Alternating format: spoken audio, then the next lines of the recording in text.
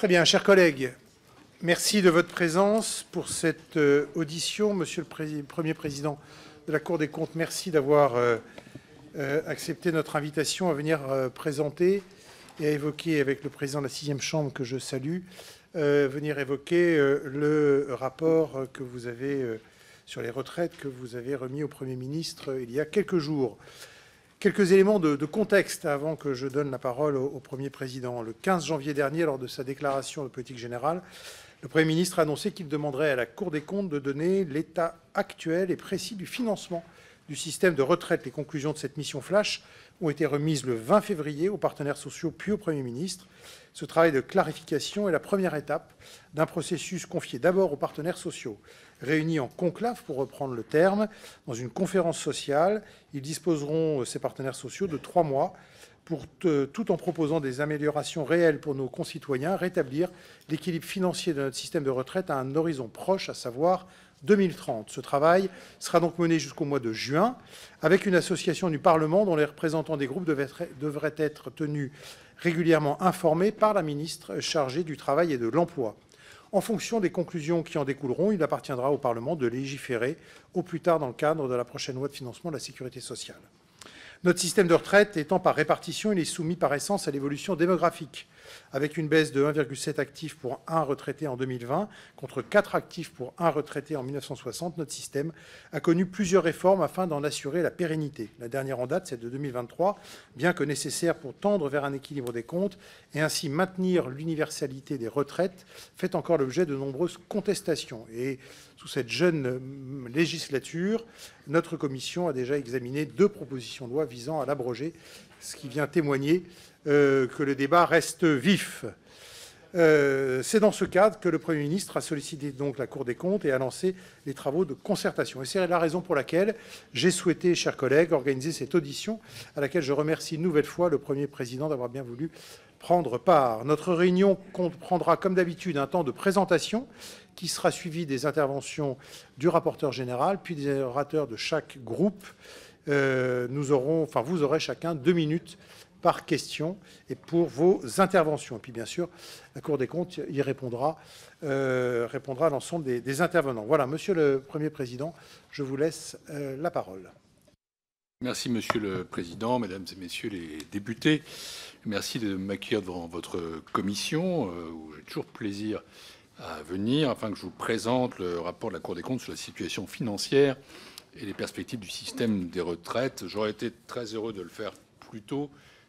C'était d'ailleurs prévu avec le président Valtou, mais il s'est trouvé que le Premier ministre a décalé de 24 heures la présentation du rapport, ou la remise du rapport plutôt, ce qui nous conduisait droit aux vacances parlementaires. Et donc nous avons jugé plus prudent dans ces conditions de remettre à aujourd'hui. Mais il est encore temps, car le sujet n'a pas beaucoup vieilli depuis. Comme vous savez, lors de cette déclaration de politique générale, c'était le 14 janvier dernier, en fait, le Premier ministre a annoncé qu'il souhaitait remettre en chantier le sujet des retraites avec les organisations syndicales et avec le Parlement pour un temps bref et dans des conditions transparentes. Et afin que cette démarche s'appuie sur un constat et des chiffres indiscutables, je le cite, il nous a saisis pour réaliser une mission flash de quelques semaines.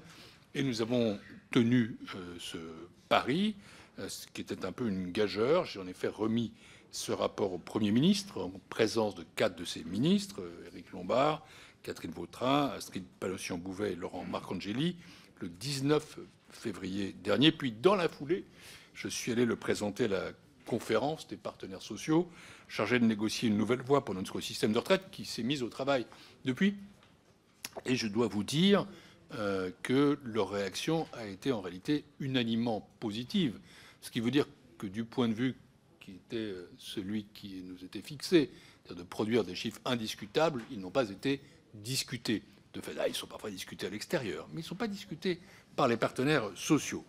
Le rapport que je m'apprête à vous présenter à nouveau est entièrement objectif et indépendant, comme doit l'être la Cour des comptes. Et je crois et j'espère, je suis même confiant qu'à ce titre, il fera date. Je suis heureux de vous présenter nos principales conclusions et recommandations sur la situation et les perspectives de notre système de retraite. La lettre de mission du Premier ministre, datée du 20 janvier 2025, demandait à la Cour de dresser en un mois, ce qu'elle n'a jamais fait, un rapport aussi rapide, un constat objectif de la situation financière du système de retraite et de ses perspectives à court, moyen et long terme. Elle nous demandait également de mettre ces analyses en perspective avec la trajectoire d'ensemble des finances publiques. C'est ce que nous avons fait. Le rapport que je vous présente cet après-midi est chiffré et objectivé, il est entièrement indépendant et impartial, et nous allons examiner dans un rapport distinct qui sera remis en avril, car nous n'avons pas tout à fait fini notre ouvrage, les effets des réformes des retraites sur la compétitivité de l'économie française et sur l'emploi. Une telle commande, d'abord, je tiens à le dire, est pour nous un signe de confiance envers la Cour des comptes, qui est un tiers de confiance dans le débat public. Nous avons pris cette marque de confiance d'autant plus sérieusement que le sujet est crucial pour notre démocratie, pour notre modèle social et pour nos finances publiques. C'est un enjeu d'abord démocratique, car il concerne directement ou indirectement l'ensemble des citoyens. Il y a aujourd'hui en France 17 millions de retraités, plus de 4 millions de bénéficiaires de pensions de réversion, ce qui est déjà considérable. Mais c'est un sujet qui concerne aussi les actifs, parce qu'ils cotisent au sein du système français de retraite dit par répartition, qui est fondé sur la solidarité intergénérationnelle. Nous serons, nous aussi, à la retraite dans un futur plus ou moins proche avec ce système. La situation des systèmes de retraite est aussi un enjeu pour notre modèle social. Notre système, je ne vous l'apprends pas, dépend du rapport entre le nombre de cotisants et le nombre de retraités. C'est ça le principe de la répartition. Et le déséquilibre démographique entre ces deux populations, vous l'avez dit, est croissant. Or, le fonctionnement par répartition exige une gestion rigoureuse de l'équilibre financier du système pour en assurer la pérennité et l'équité entre générations. C'est la raison pour laquelle les retraites sont un enjeu de finances publiques absolument majeur. La France, je vais commencer par là, consacre près de 14% de son PIB aux dépenses de retraite. Le système a connu des réformes successives dans les dernières décennies, notamment pour contenir l'augmentation des dépenses, mais les crispations, les mouvements, les débats qui apparaissent lors de chacune de ces réformes montrent bien qu'il s'agit d'un sujet qui en réalité est semblable à aucun autre. Un ancien Premier ministre disait qu'on veut faire sauter 10 gouvernements sur ce sujet. Il était en réalité sans doute modeste. En somme, les modalités, le fonctionnement, la situation financière de notre système de retraite sont un sujet complexe, technique, sensible, mais essentiel, qui touche directement à notre pacte social et intergénérationnel. Pour répondre à la commande du Premier ministre, nous avons créé une formation ad hoc qui regroupait plusieurs chambres de la Cour, dont j'ai moi-même présidé la collégialité, une équipe de magistrats, nos meilleurs spécialistes dans le domaine des retraites et des finances publiques, a travaillé sans relâche, je peux le dire cette fois, jour et nuit, pour faire aboutir ce travail en un temps record, un peu plus de 3 semaines. Et je suis, j'avoue, assez fier du résultat obtenu. Je souhaiterais remercier publiquement ici les membres de cette équipe. Merci aux présidents de la première, la 5e et la 6e chambre, Karine Camby, Sophie Thibault et Bernard Lejeune, qui était présent à mes côtés, qui, la 6e chambre, avait quand même été chef de file dans cette affaire. Je remercie également la contre-rapporteure Mathilde Lignot-Leloup, le rapporteur général Nicolas Fourier, que j'ai vu, ainsi que l'ensemble des rapporteurs. Notre rapport poursuit un objectif essentiel, qui est d'être une base utile et indiscutable, et j'aimerais insister sur chacun de ces deux mots, dans la poursuite des discussions entre partenaires sociaux. Pour nous assurer de remplir au mieux cette exigence d'utilité, j'ai reçu à la Cour des comptes l'ensemble des partenaires sociaux, moi-même, mais aussi, bien entendu, le président du corps, Gilles Berset, ainsi que Jean-Jacques Marette, qui anime cette négociation importante. Avant d'entrer dans le détail des constats et conclusions de la Cour, je vais revenir en quelques mots sur le périmètre que nous avons choisi et la méthode que nous avons adoptée. D'abord, le périmètre inclut tous les régimes de retraite obligatoires, conformément à la commande. Comme chacun le sait, l'organisation du système de retraite en France est très complexe. Elle relève d'une quarantaine de régimes, aux règles et aux situations distinctes. Pour analyser l'état et les perspectives des régimes de retraite obligatoires, la Cour les a regroupés en 6 grandes catégories. D'abord, le régime général, qui regroupe les salariés du secteur privé, les contractuels de la fonction publique, les travailleurs indépendants. Les régimes de base et non salariés, qui regroupent pour l'essentiel les exploitants agricoles, les professionnels libéraux ou les avocats. Le régime des fonctionnaires civils et militaires de l'État, général et complémentaire. Les régimes spéciaux, comme la SNCF ou la RATP, qui sont, comme vous le savez, en voie d'extinction. La caisse de retraite des fonctionnaires territoriaux et hospitaliers, la CNRACL. Enfin, les régimes complémentaires obligatoires, notamment l'AGIRC-ARCO et l'IRCANTEC. En revanche, nous n'avons pas examiné dans le détail, dans ce rapport, les régimes et dispositifs facultatifs, ce qu'on dit surcomplémentaires ou supplémentaires. La méthode. Conformément à la commande du Premier ministre, notre rapport répond à 3 grandes questions pour éclairer la délégation permanente des partenaires sociaux et les aider autant que possible à parvenir à un accord. D'abord, quel est l'état actuel et précis du système de retraite, tout régime compris? Ensuite, quelles sont les perspectives du système de retraite à horizon 20 ans et les effets des réformes successives, en particulier celle de 2023, sur son équilibre financier? Enfin, quels sont les principaux leviers de réforme à la main des pouvoirs publics et leurs effets sur l'équilibre financier du système de retraite? Nous en avons tiré des constats et des conclusions que je vais résumer ainsi. En premier lieu, la Cour constate un léger excédent du système de retraite en 2023. Je cite 2023 parce que ce sont les derniers chiffres disponibles.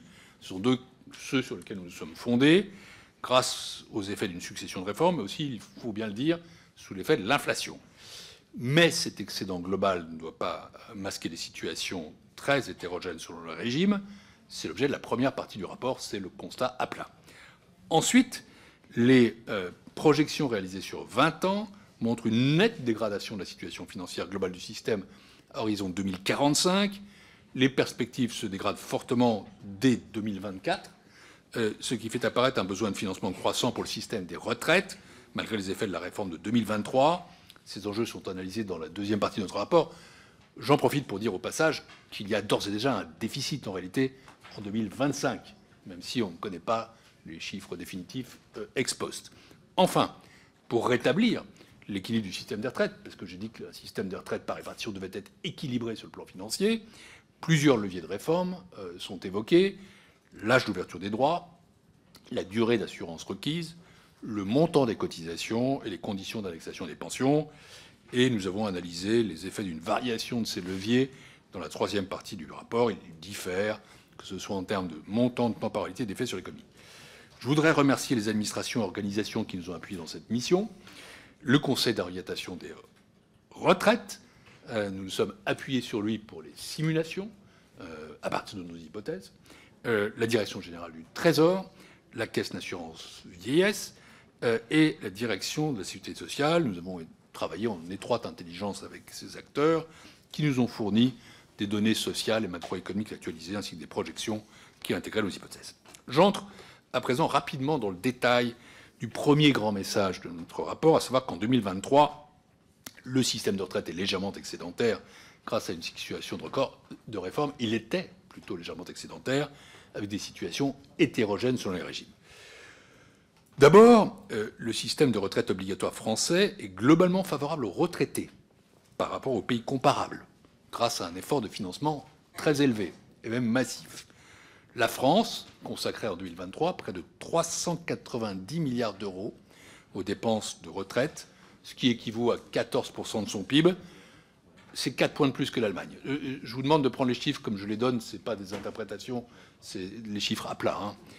Par ailleurs, les retraités bénéficient en France d'une situation financière relativement favorable par rapport au reste de la population.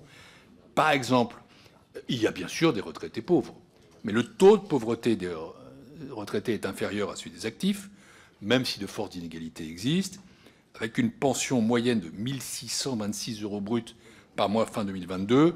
Le niveau de vie des retraités est similaire à celui des actifs en France, alors qu'il est un peu inférieur en Allemagne dans l'OCDE. Il faut aussi introduire des éléments comme le patrimoine, etc., qui peuvent même, en réalité, peut-être être un peu plus favorables aux retraités. Ce n'est pas la même chose de gagner une somme de cette nature-là avec un loyer ou en possédant son logement, par exemple. Une telle dépense nécessite des ressources importantes et diversifiées. Ces ressources étaient composées en 2023 pour 2/3 des cotisations sociales et pour 1/3 de la CSG et d'impôts et taxes affectés à des régimes de retraite. La proportion de ces derniers a augmenté au cours des dernières décennies, soit pour apporter des ressources complémentaires à certains régimes, soit pour compenser des pertes de recettes de la sécurité sociale liées à la mise en œuvre de certaines politiques et exonérations. Deuxième constat, notre système de retraite était légèrement excédentaire en 2023. Si on regarde en dynamique, l'équilibre financier du système de retraite s'était dégradé de de 2002 à 2010, et il s'est depuis progressivement rétabli. Et en 2023, donc, l'excédent photographique était de 8,5 milliards d'euros. Deux facteurs pour l'expliquer. D'abord, l'excédent a été permis par une succession de réformes depuis 2003. Elles étaient différentes, mais elles avaient toutes pour objectif de ralentir la baisse du rapport entre cotisants et retraités, qui est passé de 2,01 en 2004 à 1,78 en 2010, et de contenir l'augmentation des dépenses. L'âge légal d'ouverture des droits a été repoussé, sauf exception. La durée d'assurance requise pour avoir droit à une retraite à taux plein a été augmentée. Ces réformes ont progressivement retardé l'âge de départ effectif en retraite. Et de fait, l'âge moyen des nouveaux retraités a reculé de 2 ans et 2 mois entre 2010 et fin 2022, où il atteint maintenant 62 ans et 8 mois.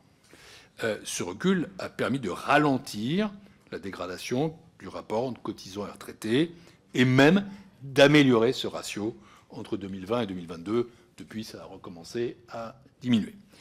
Au gré de ces réformes, des financements publics croissants ont été alloués au système de retraite, des taux de cotisation ont été relevés, des impôts ont été affectés au financement des dépenses de retraite, les dettes constituées par certains régimes obligatoires ont été prises en charge par l'État ou par la CADES, la Caisse d'amortissement de l'aide sociale. Le deuxième facteur qui explique cet excédent de 8,5 milliards d'euros, il est plus temporaire, c'est l'accélération de l'inflation en 2023. Celle-ci s'est répercutée plus rapidement sur les recettes, qui reposent en majorité sur les salaires, que sur les dépenses, qui sont indexées avec 1 an de décalage, comme vous le savez. En 2023, ce phénomène a donc amélioré provisoirement la situation financière du système de 4 milliards d'euros. Donc sur les 8,5, il y en a 4 qui proviennent de l'inflation. Mais il y aura un effet boomerang, et le même phénomène dégrade la situation du même montant en 2024. Donc, ça veut dire que 2023, nous avons pris cette année, parce qu'encore une fois, c'est les données consolidées, est tout de même une situation assez exceptionnelle. Si la situation financière globale du système est excédentaire en 2023, ça cache en réalité des situations très hétérogènes selon les régimes. Et en fait, il y a deux situations très différentes. Des régimes de base qui restent déficitaires, alors que les régimes complémentaires réalisent des excédents croissants. D'abord, le régime général et le régime des salariés agricoles représentent 42% du montant total des pensions. Et ils sont globalement, je vais utiliser cet adjectif, dans une situation financière précaire. Vu le poids de ces régimes dans le système de retraite, ils sont l'enjeu principal de son équilibre financier, et donc de la négociation en cours. Le déficit de ces régimes et du Fonds de solidarité vieillesse est certes faible en 2023, 0,2 milliards, mais il croît rapidement dès 2024, je vais y revenir. La caisse des retraites des fonctionnaires territoriaux et des hôpitaux représente pour sa part 7% du total des pensions. Là, j'ai dit précaire pour le régime général, je dis que ce régime se trouve dans une situation critique, du fait d'une dégradation rapide de son rapport cotisant-retraité. Son déficit atteint 2,5 milliards d'euros en 2023, année pourtant favorable. D'autres régimes sont dans une meilleure situation. C'est le cas du régime des professions libérales et des avocats, qui avait un excédent de 0,7 milliards d'euros en 2023. Et de même, les régimes complémentaires et obligatoires ont vu leur situation se redresser rapidement. Leur excédent total atteignait 9,9 milliards d'euros en 2023. Et donc ce sont eux, en fait, qui sont les principaux contributeurs de l'excédent global. Enfin, l'État contribue de deux manières au financement du système de retraite. D'une part, il participe à l'équilibre financier de 17 régimes spéciaux, ce qui représente une contribution d'un peu moins de 8 milliards d'euros. D'autre part, l'État finance le régime de ses fonctionnaires civils et militaires via une contribution de 45 milliards d'euros en 2023. Et là, je fais une parenthèse sur le fameux débat qui anime tant de discussions, en disant d'abord que nous citons ce chiffre de 45 milliards d'euros. Nous ne nions pas, contrairement à ce qui est dit, qu'il y a un décalage entre les ressources et les dépenses là-dessus. Je sais pertinemment, je ne le sais que trop en fait, parce que ça commence parfois à me casser les oreilles, que la comptabilisation des contributions fait débat au point d'occulter le reste. Nous avons bien sûr examiné ce sujet dans le rapport. Je veux donc m'y arrêter un instant et vous livrer l'analyse de la Cour des comptes en la matière, qui honnêtement devrait arrêter d'être discutée. En fait, il y a deux modalités qui existent pour la présentation dans le budget de l'État des recettes et des dépenses des retraites de ses fonctionnaires civils et militaires. Selon la convention utilisée par la Commission des comptes de la Sécurité sociale, le régime de la Commission des comptes de la Sécurité sociale, donc c'est les lois, mesdames et messieurs les députés, c'est la constitution financière. Donc on comprendra quand même que la Cour des comptes préfère s'appuyer sur la loi que sur des idées. Donc le régime est équilibré par construction grâce à la contribution de l'État dont le montant permet de garantir un solde nul. Cette contribution a une spécificité par rapport au privé, c'est qu'elle regroupe à la fois la cotisation employeur de l'État, la prise en charge de dépenses de solidarité, ce qui n'est pas le cas dans le privé, et un éventuel financement d'équilibre. Il existe un second mode de présentation des recettes et des dépenses de retraite des régimes de fonctionnaires civils et militaires. Il s'agit de la comptabilisation des recettes et dépenses depuis 2006 au sein d'un compte d'affectation spéciale dit casse-pension. La Cour, comme le Parlement d'ailleurs, analyse chaque année le budget et, le cas échéant, le déficit de ce casse. En tout état de cause, ce que je veux dire et répéter, encore une fois, il n'existe aucun déficit caché des retraites des fonctionnaires. Ces deux comptabilités sont différentes, elles sont justifiées, elles sont stables dans le temps. Mais l'existence, c'est vrai, de deux règles distinctes peut nuire à la lisibilité financière du régime. On pourrait envisager de changer les conventions. C'est de votre compétence, c'est pas de la nôtre. J'ai aucune certitude, je vous l'avoue, et je vais essayer de le démontrer, que ça changerait en quoi que ce soit le problème. Parfois, je me demande à lire des papiers de dizaines de pages où ils veulent en arriver une fois qu'on aura changé la convention. So what, comme on dit en bon français. Mais le débat qui a fait couler beaucoup d'encre est ailleurs. En effet, c'est vrai, l'État cotise au régime de retraite de ses fonctionnaires avec un taux de cotisation employeur bien plus élevé que celui des entreprises privées au régime général. Comme employeur, je donne les chiffres, l'État cotise à hauteur de 78% environ, tandis que les cotisations patronales dans le régime général sont de 16%. Certaines analyses considèrent que ces deux taux de cotisation employeur, celui de l'État et celui du régime général, pourraient, voire devraient être comparés. En réalité, du coup, ça ferait apparaître une inégalité fondamentale. Toute différence entre ces deux taux représenterait, selon ces analyses, une surcotisation de la part de l'État au régime de retraite de ses fonctionnaires. À l'issue d'un examen, je vous assure, approfondi de la question, et contrairement à ce que certains prétendent contradictoire, nous considérons que ces deux systèmes présentent de telles divergences qu'ils ne sont pas comparables. D'abord, l'assiette de cotisation n'est pas la même. Contrairement aux salariés du privé, les fonctionnaires ne cotisent pas sur les primes, qui ont un poids significatif dans leur rémunération, et même très significatif. Ensuite, vous n'êtes pas sans le savoir, il existe des règles spécifiques à certains emplois publics qui ne se retrouvent pas dans le régime général. Prenons les pompiers, les militaires, les policiers. De plus, la situation démographique est plus dégradée pour les fonctionnaires en raison notamment de la maîtrise par l'État des effectifs et salaires de ces fonctionnaires. En réalité, c'est presque 1 pour 1, alors que c'est 1,7 pour 1 dans le privé. Enfin et surtout, comme je l'ai dit, la contribution de l'État mêle sans distinction une cotisation employeur, c'est incontestable, le financement de dépenses de solidarité et un éventuel apport pour équilibrer le régime. Pour toutes ces raisons, la Cour considère que la comparaison des taux entre les deux régimes n'est pas pertinente. Par ailleurs, et c'est à noter, et c'est peut-être l'essentiel, ce débat en fait est sans incidence et sans effet sur les montants réels des déficits qui pèsent sur les finances publiques. Ce que nous disons, ce n'est pas que le sujet n'existe pas, c'est que le besoin de financement, il est là quoi qu'il arrive. Mais il est global. Ce n'est pas à l'intérieur des retraites que ça se passe. C'est à l'intérieur de nos finances publiques dans l'ensemble. Donc ce que je vous dis, c'est qu'il ne faut pas remettre en cause la loi organique relative aux lois de finances, notre constitution financière, pour un débat technique qui ne nous permettra pas, d'ailleurs, de résorber nos déficits. C'est pourquoi, je l'avoue, vous sentez dans mon propos peut-être un agacement, pas par rapport à quiconque ici, mais ça me tympanise tout ça à force. Je regrette un peu la persistance de ce débat. On ne peut pas demander à la Cour des comptes un rapport incontestable, qui d'ailleurs a fait l'unanimité des partenaires sociaux. Pour ne rien vous cacher, quand j'ai présenté le rapport, ils ont tous réagi de la même manière, du patronat à la CGT, en disant « merci ». Merci d'évacuer ce débat qui eût pollué toute négociation. Pourquoi ? Parce que notre approche me paraît d'abord la plus objective. Ensuite, elle est la plus neutre. Franchement, elle est celle qui fait la quasi-unanimité, à part certains qui ont des idées un peu fixes, elle pointe la question au beau niveau, qui est celui de la maîtrise de notre endettement et de la réduction de nos déficits. Certains qui privilégient notre approche, je m'interroge toujours sur les solutions. C'est quoi? C'est une dénonciation du régime des fonctionnaires?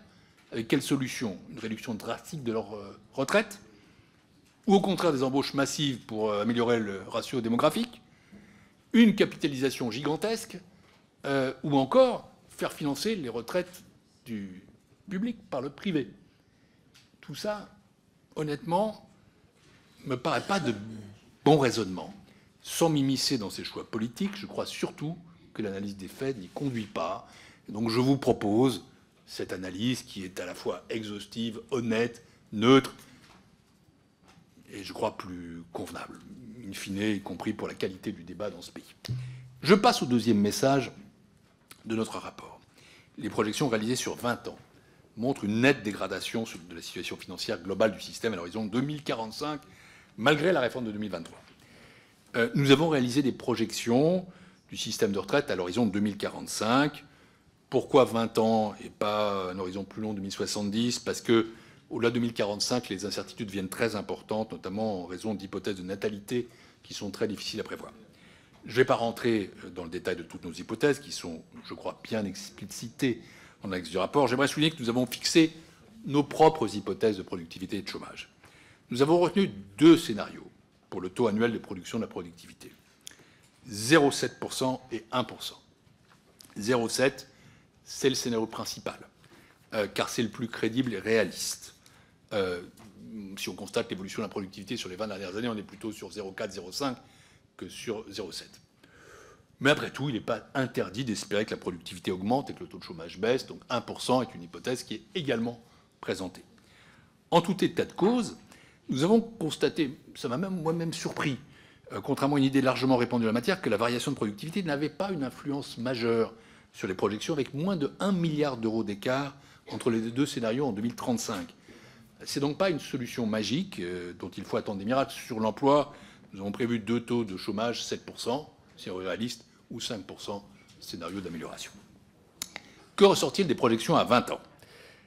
D'abord que les perspectives se dégradent nettement dès 2024 et qu'il y a un besoin de financement croissant et durable du système des retraites. Tout ceci n'a pas non plus été discuté par les partenaires sociaux, je vous le dis. Les dépenses du système de retraite seraient de 414,5 milliards d'euros en 2025. Elles progresseraient hors inflation de 0,9 à 1% par an jusqu'en 2045. Les ressources aussi, mais pas aussi rapidement. Et donc, dès 2025, le déficit tout régime devrait atteindre 6,6 milliards d'euros. C'est le chiffre de base sur lequel travaillent aujourd'hui les partenaires sociaux. Il devrait se stabiliser autour de ce niveau entre 2025 et 2030, notamment grâce à la montée en puissance des réformes de 2023. Je vais y revenir. Au-delà de 2030, le nombre de retraités, le montant moyen de leur pension continuerait d'augmenter continuellement. En conséquence, le déficit devrait se dégrader fortement. Chiffre toujours pas discuté. Il atteindrait près de 15 milliards d'euros en 2035, puis environ 30 milliards d'euros en 2045. Donc il y a trois chiffres à retenir, si vous voulez bien. 6,6 tout de suite, 15 milliards en 2035, 30 milliards en 2045. Et donc il faut être lucide, la dégradation financière du système, toutes choses étant égales par ailleurs, est nette, rapide et croissante. Ces chiffres sont préoccupants, mais là encore, les perspectives financières ne sont pas équivalentes selon les systèmes. Le régime général concentrerait l'essentiel du déficit à horizon 2045, entre 25 et 30 milliards d'euros. La caisse de retraite des fonctionnaires territoriaux hospitaliers resterait dans une situation défavorable, avec un déficit de 7 milliards d'euros, malgré la récente décision d'augmenter les taux de cotisation employés à ce régime entre 2025 et 2028. En revanche, les régimes qui sont dans une situation positive en 2023 devraient le rester. C'est le cas des régimes de base et non salariés, qui resteraient excédentaires avec un excédent qui atteindrait un peu moins de 3 milliards d'euros en 2045. Les régimes complémentaires devraient eux aussi demeurer excédentaires sur les 20 prochaines années, avec 3 milliards d'euros en 2045. Enfin, la contribution de l'État pour équilibrer le régime de ses fonctionnaires, qui n'est donc pas un déficit caché mais qui existe, devrait rester stable, autour de 50 milliards d'euros en 2024. Le nombre de fonctionnaires retraités atteindrait un pic en 2028, puis diminuerait en raison de la maîtrise par l'État de ses effectifs. Le montant de la pension moyenne devrait lui aussi diminuer entre 2025 et 2045 en raison de la modération du traitement indiciaire des fonctionnaires, qui conduit à des retraites plus faibles. Les dépenses de ce régime seraient donc amenées à baisser, comme celles des régimes spéciaux. Si je résume, disons que la situation financière du système de retraite dans sa globalité va très nettement et très rapidement se dégrader à l'avenir, que deux régimes concentrent l'essentiel des préoccupations. Le régime général, plus de 40% des dépenses, et la caisse des fonctionnaires territoriaux et hospitaliers. L'accumulation des déficits pour ces régimes conduirait à une dette de plus de 300 milliards d'euros en 2045 pour le régime général, de plus de 100 milliards d'euros pour la caisse des fonctionnaires territoriaux et hospitaliers. Nous avons également examiné les effets à venir des dernières réformes des retraites, en particulier celle de 2023. S'agissant de l'âge de départ, les dernières réformes, vous le savez, ont rehaussé l'âge légal d'ouverture, donc 64 ans, et accéléré la montée en charge de la durée de cotisation. Donc ça permet un recul important de l'âge réel auquel les actifs partent à la retraite. S'agissant du montant des pensions, il progresserait moins rapidement que le revenu net d'activité entre 2025 et 2045. Et tout ceci fait que, au total, la Cour a calculé que l'impact de la réforme de 2023 sur l'équilibre financier du système, tout régime inclus, serait d'environ 10 milliards d'euros à horizon 2030. L'effet du recul de l'âge de départ serait maximal en 2032. Après 2040, l'effet de la réforme serait en fait très amoindri. La réforme de 2023 aura donc des effets positifs sur la trajectoire financière du système de retraite, 10 milliards d'euros, tout confondu, d'ici 2030. Donc cette réforme a des incidences, mais elle n'est pas non plus suffisante. C'est pas la dernière. Donc voilà. Certains disent que ça n'a servi à rien. En termes financiers, c'est pas vrai. D'autres disent que ça a tout arrangé. C'est pas vrai non plus. Voilà, comme ça. La troisième partie de notre rapport présente les principaux leviers de réforme et leurs effets sur l'équilibre financier du système de retraite obligatoire. Encore une fois, soyons clairs, la Cour des comptes est là pour faire un constat et pour présenter des schémas financiers. Elle ne prend pas position. D'ailleurs, vous constaterez que ce rapport ne comporte aucune recommandation, aucune préconisation. C'est une mise à plat. Il ne préconise ni une réforme globale du système de retraite, ni le levier à privilégier pour atteindre son équilibre financier. Il n'y a pas d'idée sous-jacente d'aller dans ce sens-là ou dans ce sens-ci. Ça peut décevoir, mais je crois que c'est notre meilleure façon d'être utile. Et puis, ce n'était pas l'objet de la commande du Premier ministre, ce n'est pas le rôle de la Cour. Comme je l'ai dit quand je suis allé devant la délégation, mon rôle s'arrêtait là, notre rôle s'arrêtait là, même si j'irai présenter aux partenaires sociaux un deuxième rapport à la mi-avril, donc ils seront encore en train de travailler sur l'emploi tout de même et sur la compétitivité. Donc ce n'est pas des paramètres négatifs, mais on ne pouvait pas les prendre en compte, ce n'était pas l'objet de la première commande. Alors nous avons examiné 4 leviers dont l'impact financier sur le système de retraite est direct. L'âge d'ouverture des droits, la durée d'assurance requise, le taux de cotisation et les conditions d'indexation des pensions. Et nous avons stimulé des variations à la baisse ou à la hausse d'un an grâce à l'appui de la CNAV. Je ne sais pas, vous y êtes allé le 27 ? Oui. Donc on a, parce que pendant le débat, certains partenaires sociaux nous ont demandé pourquoi est-ce que vous avez stimulé à 63 ans et pas 62 ans. Ben, on a aussi stimulé 62 ans. 62 ans, en fait, c'est 2 fois un an, en gros. Hein. Mais c'était pas par choix pour dire on est plus pour 63 que pour 62. C'est juste parce que on a fait des simulations annuelles. Bon, c'était assez simple. Le premier levier que nous avons examiné, c'est l'âge d'ouverture des droits. Il s'agit de l'âge légal, avant lequel, sauf exception, la liquidation de la pension de retraite ne peut pas intervenir. Comme vous le savez, il a été fixé à 64 ans par la réforme de 2023. Nous estimons que l'avancée d'un an de cet âge, c'est-à-dire le fixer à 63 ans au lieu de 64 ans, représenterait une dépense supplémentaire pour le système des retraites de 5,8 milliards d'euros pour les 2035. Son recul d'un an, soit 65 au lieu de 64, rapporterait 8,4 milliards d'euros en 2035. Nous estimons par ailleurs, c'est peut-être intéressant comme réflexion, que l'effet d'une variation de l'âge d'ouverture des droits, quel qu'en soit le sens, monte rapidement en puissance. Ça rapporte ou ça coûte vite, mais ça se stabilise à moyen terme. En résumé, agir sur l'âge d'ouverture des droits, ça a un effet puissant à court terme, mais les impacts du levier se réduisent ensuite. C'est le contraire pour le deuxième levier que nous avons examiné, la durée d'assurance requise ou la durée de cotisation. Vous savez qu'après la mise en œuvre de la réforme de 2023, la durée d'assurance requise devrait être de 172 trimestres, soit 43 ans, pour les générations nées en 1965. Nous avons estimé que la diminution d'1 an de la durée d'assurance requise, soit un passage de 43 à 42 ans, coûterait 3,9 milliards d'euros au système de retraite en 2035, et, à contrario, l'allongement rapporterait 5,2 milliards d'euros en 2035. Ça coûte, ou ça rapporte donc un peu moins que l'âge légal. À court terme, donc, ce sont des effets moins importants. Mais contrairement à l'âge légal, l'effet financier du levier de durée de cotisation s'accroît avec le temps. À l'horizon 2045, l'équilibre du système de retraite serait dégradé de 8 milliards d'euros en cas de diminution d'1 an de la durée d'assurance requise. Il serait amélioré d'autant si celle-ci était augmentée d'1 an à partir de la génération de 1972. Autrement dit, un levier puissant, mais dont l'effet s'arrête vite, et un levier un peu moins puissant, dont l'effet dure plus longtemps. Le troisième levier de réforme examiné par la Cour, c'est celui du montant des cotisations prélevées sur les actifs. En 2023, les cotisations représentent 2/3 des ressources affectées au régime de dépenses des régimes de retraite. Selon nos estimations, une augmentation d'1 point du taux des cotisations engendrerait un montant de ressources annuelles supplémentaires entre 4,8 et 7,6 milliards d'euros. Vous me demanderez pourquoi 2 chiffres. Parce que le montant varie selon que la mesure serait appliquée sur la part patronale ou sur la part salariale de cotisation ou sur les deux. Une hausse des taux de cotisation est donc un levier qui incontestablement a du rendement, mais dont les effets sur l'économie doivent être appréciés. Enfin, le quatrième levier analysé, c'est celui des conditions d'indexation des pensions de retraite. Aujourd'hui, vous le savez, la revalorisation des pensions de retraite de base est indexée annuellement sur l'inflation, comme le demande la loi.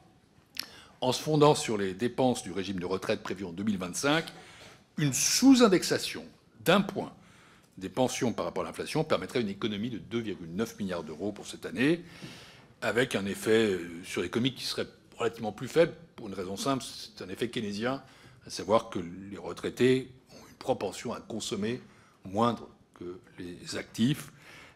Notons que plus généralement, la règle d'indexation actuellement en vigueur n'est pas adaptée au pilotage des dépenses de retraite en cas d'évolution défavorable. Par exemple, les régimes de retraite complémentaires en France ou bien le système de retraite en Allemagne disposent de règles d'indexation qui permettent de moduler la revalorisation des pensions en fonction des équilibres financiers. Voilà, mesdames et messieurs les députés, j'ai essayé de vous présenter vite, mais ça prenait forcément un petit peu de temps, un rapport exhaustif qui est plus compliqué que ça en fait. Les perspectives pour le système des retraites à l'horizon 2045 sont ce qu'elles sont, avec des chiffres à retenir, 6,6 tout de suite, 15 milliards en 2035, 30 milliards en 2045. Le régime général et celui de la fonction publique locale et hospitalière seraient particulièrement déficitaires. Ce sont évidemment ces deux régimes qui concentrent, à notre sens, la négociation possible. L'accumulation des déficits gonflerait la dette. Il en va de même, bien sûr, des fonctionnaires. Or, l'accumulation de dettes est contradictoire avec le principe même de la répartition, ce qui suppose que pour chaque génération, les actifs financent les pensions des retraités. Voilà les réflexions que nous sommes à même de faire, même si nos projections permettent aussi de nuancer ce constat négatif. D'abord, il n'y a que deux régimes, le régime général et le régime des agents des fonctions publiques locales et hospitalières, qui seraient en difficulté réelle à horizon 20 ans. Plus globalement, notre système resterait protecteur pour les retraités par comparaison avec le reste de l'OCDE. Et donc, ça confirme que les fondamentaux de notre système sont préservés. Voilà, je termine en disant que oui, nous avons fait ce travail avec beaucoup de fierté, avec beaucoup d'assiduité. Et je crois que c'est un travail de grande qualité. Je le dis d'autant plus que je me suis contenté pour ma part de présider ces travaux, de donner quelques orientations. Et l'équipe, là, mérite ma reconnaissance. Et j'espère un peu plus que ça. Nous avons rempli notre part de la tâche. Ce n'est pas à la Cour qu'il appartenait de faire des préconisations, mais simplement de donner à chacun, aux partenaires sociaux, aux parlementaires, les données incontestables et les outils pour agir. Je suis maintenant à votre disposition avec ceux qui m'entourent pour répondre à vos questions ou vos observations. Merci, Monsieur le Premier Président. Ne sous-estimez jamais le rôle des présidents. C'est pas mal de valoriser ceux qui ne le sont pas. Très bien. Bon, merci. Il faut bien s'envoyer des fleurs de temps en temps. Non, merci en tous les cas pour cet exposé très, très précis, très précis surtout, très concis. Je vais donner tout de suite la parole à notre rapporteur général Thibault Bazin et ensuite on prendra les orateurs de groupe. Monsieur le rapporteur général. Merci, Monsieur le Président. Monsieur le Premier Président de la Cour des comptes, Monsieur le Président de la 6e Chambre, Messieurs les magistrats, Mesdames les magistrates, chers collègues, permettez-moi d'abord de saluer la qualité du travail que vous nous présentez aujourd'hui. Les productions de la Cour sont toujours très éclairantes pour les parlementaires que nous sommes, et celle qui nous intéresse ici n'y fait pas exception dans le contexte actuel. Monsieur le Premier Président, je retiens de cette communication un constat principal. La réforme des retraites adoptée il y a maintenant près de 2 ans ne suffit pas à elle seule à rétablir durablement notre système de retraite. C'était ma conviction à titre personnel et j'avais à l'époque alerté, hélas en vain. Si on en croit vos hypothèses centrales, qui me semblent plus crédibles, car moins optimistes que celles retenues dans le scénario de référence présenté dans le rapport annuel du Conseil d'orientation des retraites, le déficit de notre système s'accroîtrait à près de 0,9% du PIB en 2045, soit environ 30 milliards d'euros en valeur 2024. Voilà le besoin de financement, indiscutable, quoi qu'il arrive, croissant et durable. Le régime général accumulerait ainsi une dette comprise entre 330 et 370 milliards d'euros d'ici 20 ans. C'est là, je crois, la base à partir de laquelle toute réflexion autour de la réforme de notre système de retraite doit partir. Votre présentation était très claire. J'aurais toutefois plusieurs questions à vous poser. Premièrement, vous indiquez que la part de la dette actuellement détenue par la CADES et relevant des régimes de retraite peut être estimée à 38 milliards d'euros. Pouvez-vous indiquer comment vous obtenez ce résultat? Est-ce qu'une part de la dette de l'État relèverait, elle aussi, d'une certaine manière, du régime des retraites? Deuxièmement, vous évoquez la situation fortement excédentaire des régimes complémentaires obligatoires. L'Agirc-Arrco pour les salariés du privé, l'Ircantec pour les contractuels de la fonction publique et le régime complémentaire des travailleurs indépendants. Ces régimes présentent des ratios démographiques pourtant similaires autour d'1,5 cotisants par retraité, légèrement plus favorable que celui du régime général, 1,4 cotisants par retraité. Alors même que la situation démographique est comparable, comment expliquez-vous la meilleure performance de ces régimes par rapport au régime général? Est-ce dû, selon vous, au mode de gestion par les partenaires sociaux? Est-ce dû à leur fonctionnement par points qui facilite le pilotage financier du système? Est-ce dû à leur mécanisme de régulation financière? Enfin, vous estimez à juste titre que les mesures affectant l'équilibre financier du système de retraite montent en charge progressivement et qu'elles doivent donc être anticipées suffisamment en amont. Cela devrait nous inciter à améliorer les règles de gouvernance du système qui ne parviennent manifestement pas à prévenir la constitution de déficits à long terme. Avez-vous, Monsieur le Premier Président, Mesdames et Messieurs les magistrats, exploré des pistes en la matière? Merci beaucoup, monsieur le rapporteur général. Je vous propose qu'on prenne donc les orateurs des différents groupes et ensuite on aura un premier tour de réponses. Donc Thomas Ménager pour le Rassemblement national. Merci Monsieur le Président, Monsieur le Premier Vice-président. Je tiens tout d'abord à vous remercier à mon tour ainsi que vos équipes pour la remise de ce rapport dans des délais contraints. Votre rapport confirme ce que chacun savait déjà ici. Notre système des retraites sera déficitaire, comme le soulignait déjà l'ensemble des rapports du corps. Il entérine également une autre évidence. La réforme Macron-Borne n'a rien réglé sur le long terme. C'est la raison pour laquelle, après l'avoir combattu en 2023, j'avais porté pour le groupe Rassemblement national son abrogation fin 2024, abrogation qui a été empêchée par le sectarisme de la gauche. Toutefois, au-delà des constats, je souhaite revenir sur 2 absences notables dans votre analyse. D'abord, la question du taux d'emploi. Gilles Berset, président du corps, a rappelé à plusieurs reprises qu'un alignement de la France sur le taux d'emploi des Pays-Bas pourrait générer jusqu'à 140 milliards de recettes supplémentaires, ce qui permettrait, vous en conviendrez, de nous apporter un certain nombre de ressources supplémentaires à notre système par répartition. Plus de gens qui travaillent, c'est plus de cotisations qui entrent et donc de nouvelles recettes pour tendre vers l'équilibre. Pourtant, le terme taux d'emploi n'apparaît pas une seule fois dans votre rapport.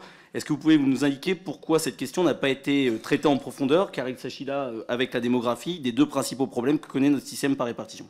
Ensuite, vous présentez notamment 2 premiers leviers de réforme peu innovants, le recul de l'âge de départ et l'augmentation de la durée de cotisation. Pourtant, en 2017, la Cour des comptes elle-même soulignait que le passage à 62 ans avait entraîné une hausse des dépenses sociales de 3 milliards d'euros, maladie, chômage, invalidité, RSA.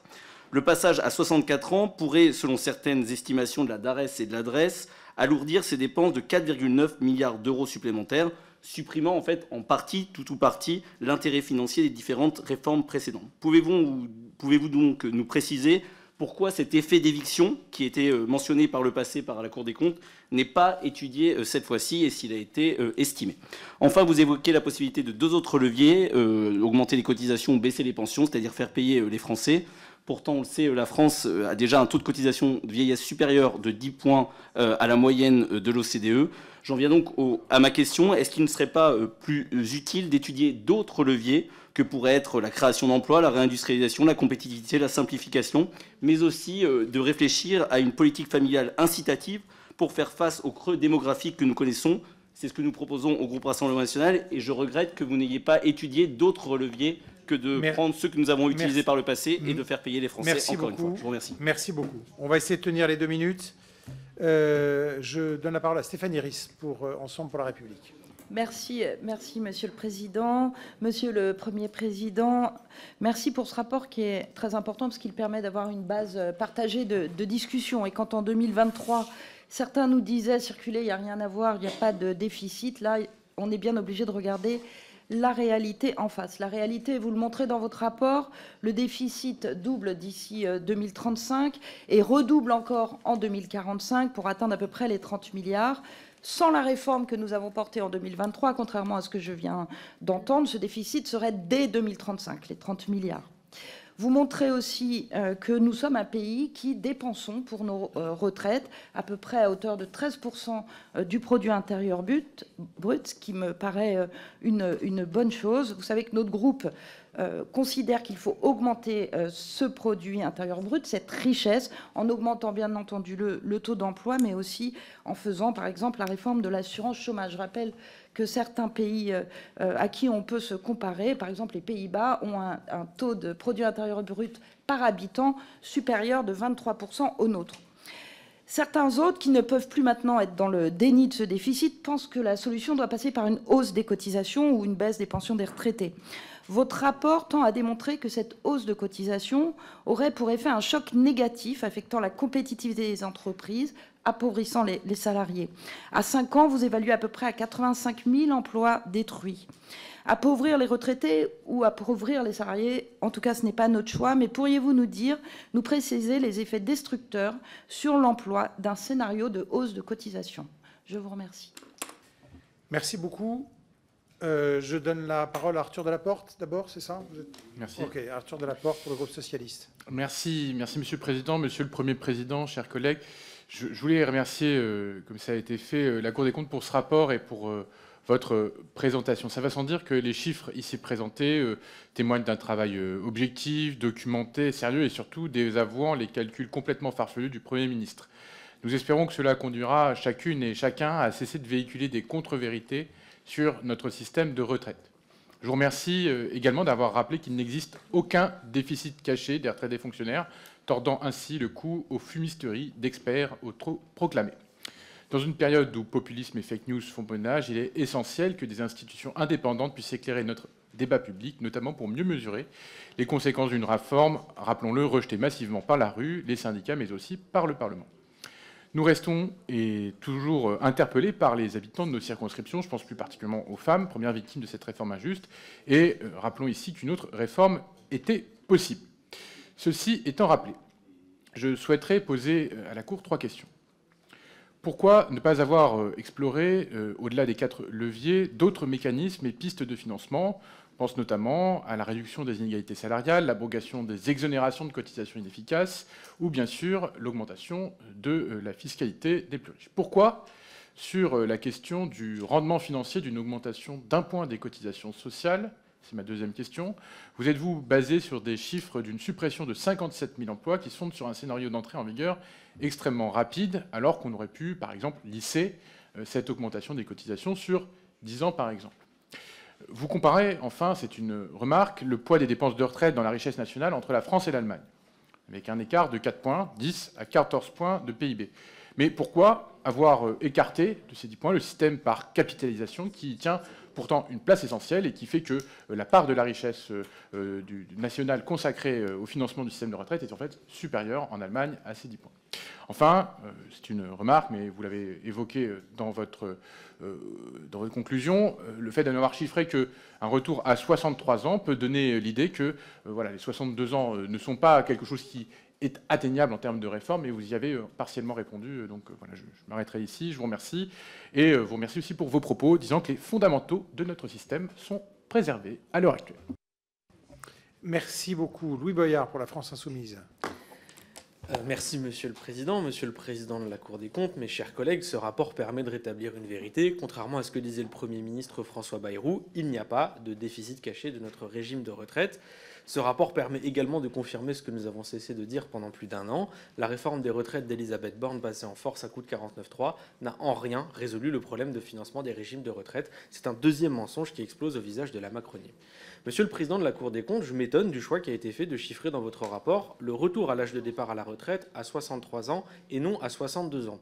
Vous balayez une revendication qui est soutenue par plus de 70% des Français, par des millions de salariés mobilisés contre la réforme d'Elisabeth Borne pendant plus de 6 mois.